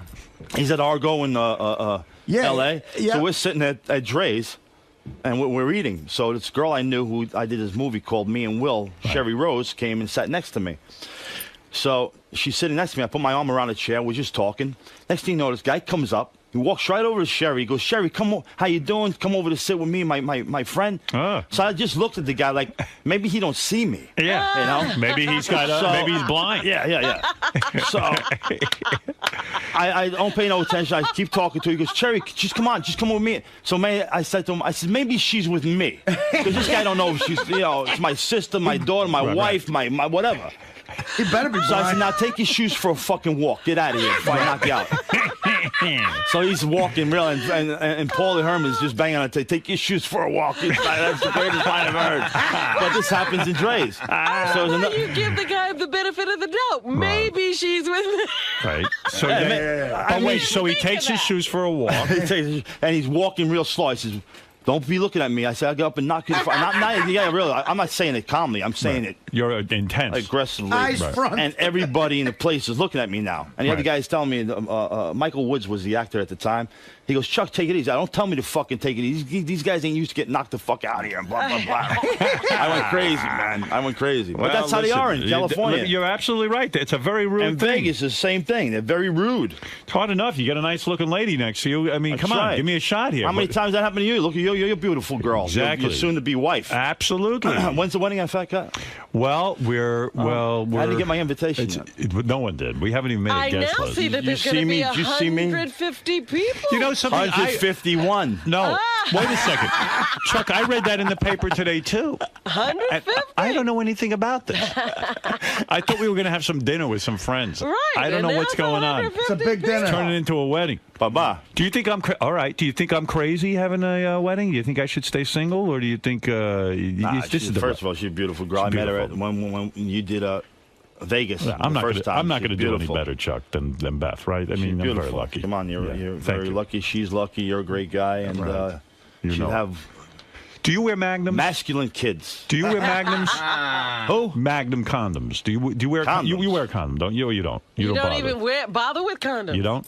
That's like taking a shower with a raincoat on. Oh, no kidding. Even with some of these strange broads, you don't. No Three kidding. in a day, you don't wear a condom? I can't. I don't wear them. No kidding. Aren't you afraid of knocking some broad up? No, I pretty well control. You handle your business. Yeah, you pull out. There's some girls that actually. Well, you got it. Right, but just before I take one, I like to put a little hole in it. But this.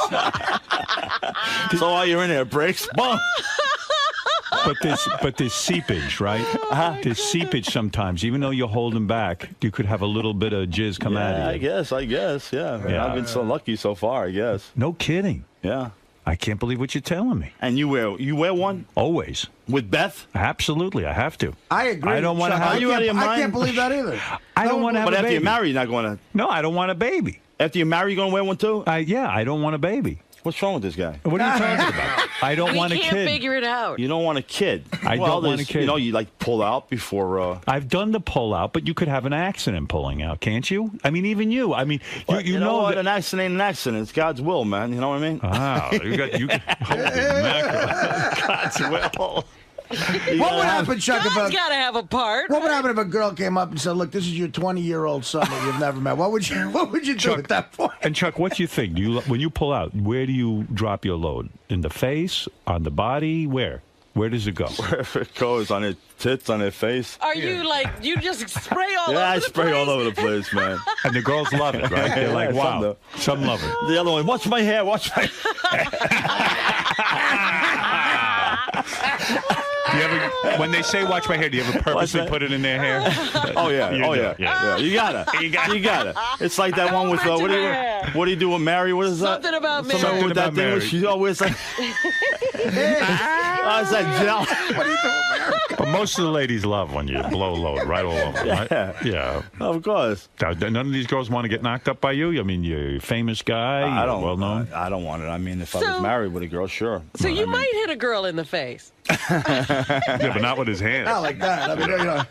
Well, let me tell you something. It's a life that is worth exploring. I could see why there's going to be a second book. I understand it now. There's going to be a second book. It's going to be better than the first one, actually. Every day you must wake up and go, there's going to be an adventure today, don't you? There's an adventure. That's and it's still going because actually the book is going till this day now. So that is the spirit probably that brought you to the Hell's Angels. There's always an adventure every day, right? And everything ever since has been an adventure. Yeah. Who knows what the day is going to hold for Chuck Zito today? You know what I mean? You might walk out here and get laid. He might have one plan and it goes a whole different way. That's right. That's right. Things happen, man. You think it's easy being me, Howard? I don't know. Easy I think there's a lot of pressure there. Would you ever see a psychiatrist? Would you ever go to someone? Actually, I bringing that up. It's in my second book, so I don't care. I don't really say. But I did go see somebody once because I was having. Of course, we got divorced. You took that hard. That hit you hard. Well, you know, you're with a girl since you're 17 years old, right? And you're with her 30 years, right? And you never cheated. And what was that? Right. Chuck, once again, you're delightful. Your stories are great. Thank you, We buddy. look forward to you tonight on the radio, everybody. Tonight on Howard 101 at 7 o'clock. Hang out with Chuck Zito. Chuck Zito's View. Feel like you're Chuck's friend in a way. You know, the I closest have, you probably ever come to. I have a similar story to Chuck. I was in Vegas once. A beautiful hooker said to me, "You know what the potato chip said to the battery?" And I said, "What?" It's $500, Tubby. That was a shitty potato chip. Yeah, the potato chip charged me. I don't understand how a potato chip even can talk. Yes. How'd it go, man? Went great. You were in there for a while. Yes, we were in there for a while. We get to talking. We get to doing our stories. Yeah, you always have good stories, man. Howard loves the stories. Howard loves the stories because he wants to hear what he can't do. It's kind of living through you, right? Yeah, he's living through me. Ivy called you before. Yes. And you know how Benji's Not before. She called me like last week, like saying she wants me to beat people up or something. You know how like Benji's kind of mixed up with her? Yes. Do you have any advice for him to like well, get rid of her? He didn't take it the last time to stay away from her, but I guess he's in love. What are you going to do? Love does wonders. All right. And when that little head thinks for the big head, changed a lot of things.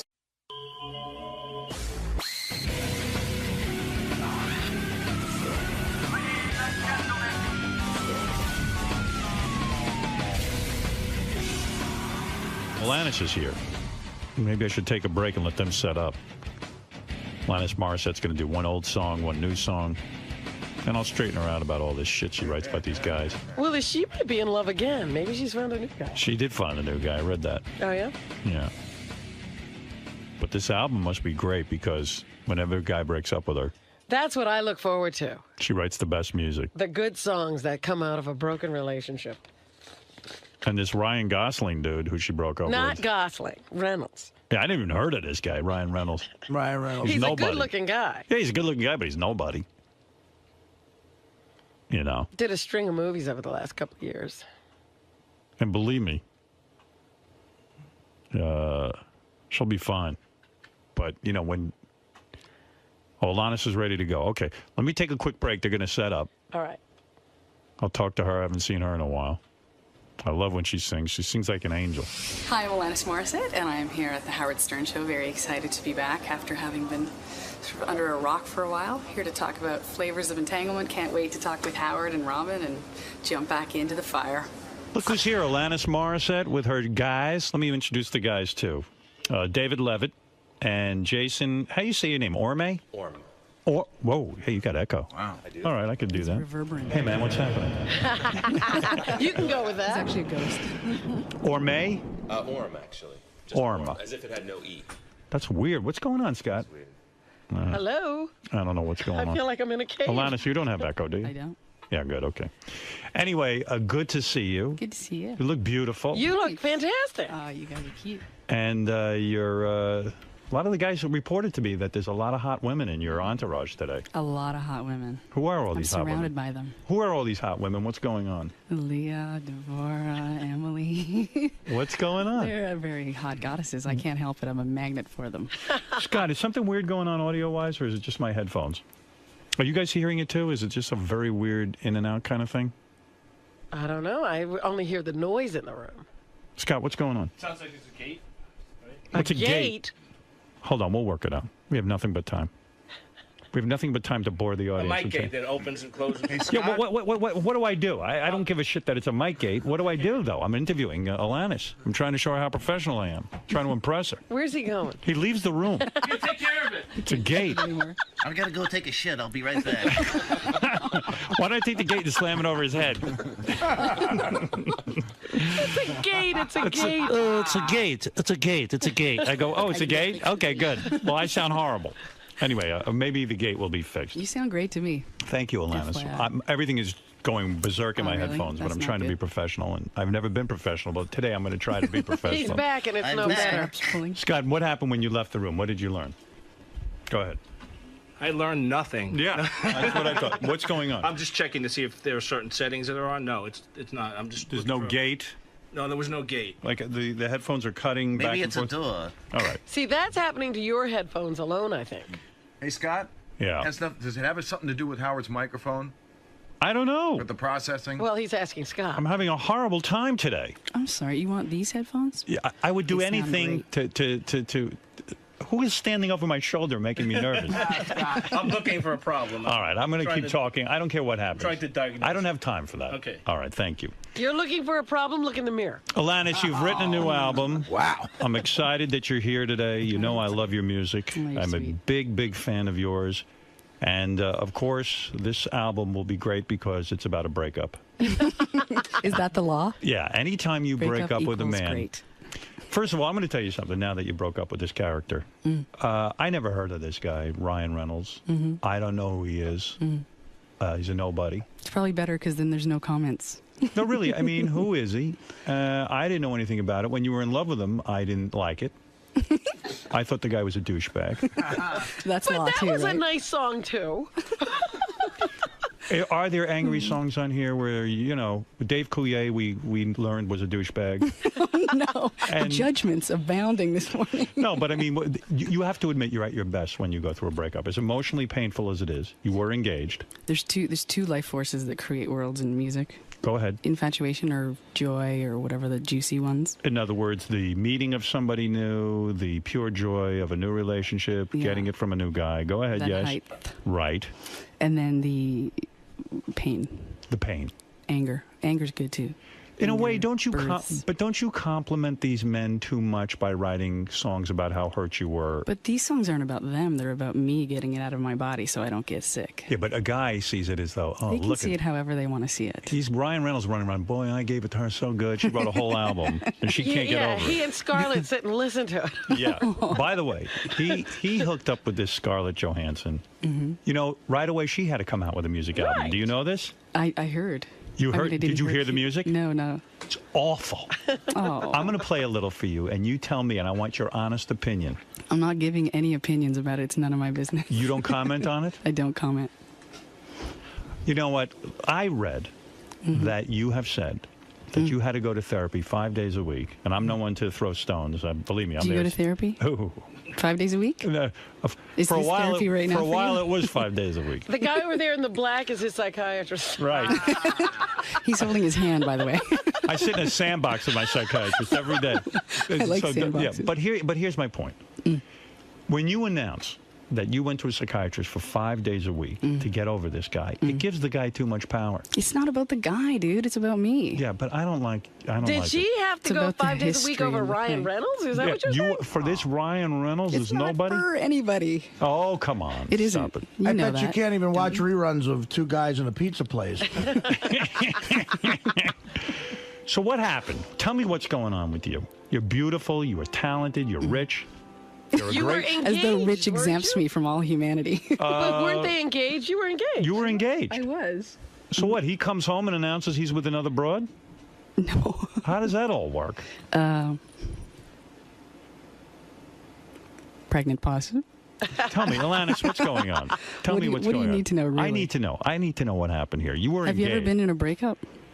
Yes. And But how did that I go do for the breaking up. No, Oh. I've been broken up with, yes. And, And it's and very, vice versa. it's very painful.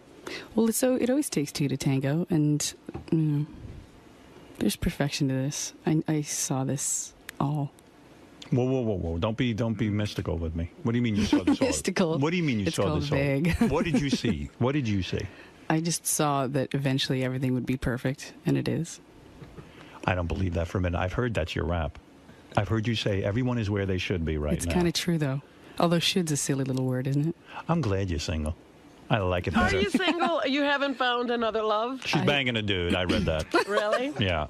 Who's the lucky guy getting you? I'm not talking about him yet. Oh, you're going to talk about I will him. eventually. You're eventually going to write an album about him. You know that. Probably. If I haven't already, how do you know? You could be working on some new songs. Yeah. How long do you wait when you go through an emotional breakup? Mhm. Okay, you were engaged. Mhm. This was the man you were going to spend the rest of your life with. On paper. Right. How long do you wait before you bang a new guy?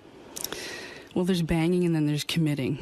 Okay. What So do you, I wrote a song called Moratorium about taking a break. you took a break from sex. No, don't be crazy. You love sex, right? I love it. Some guys think you don't. Really? Some guys think that you're Who are very. these people? Some people think you've got a very sort of cool demeanor, Oh. and that sex isn't that important to you. Who's saying who this? would I've never say heard this in all I've my said life. that. Oh. Are you saying that? Yeah, right. I don't know. Are you a very sexual person? Yeah, of course you know that, don't you? We've talked about it. No, you haven't told me you're very sexual. I was telling you about what she sings about in that song. It's all about what she does.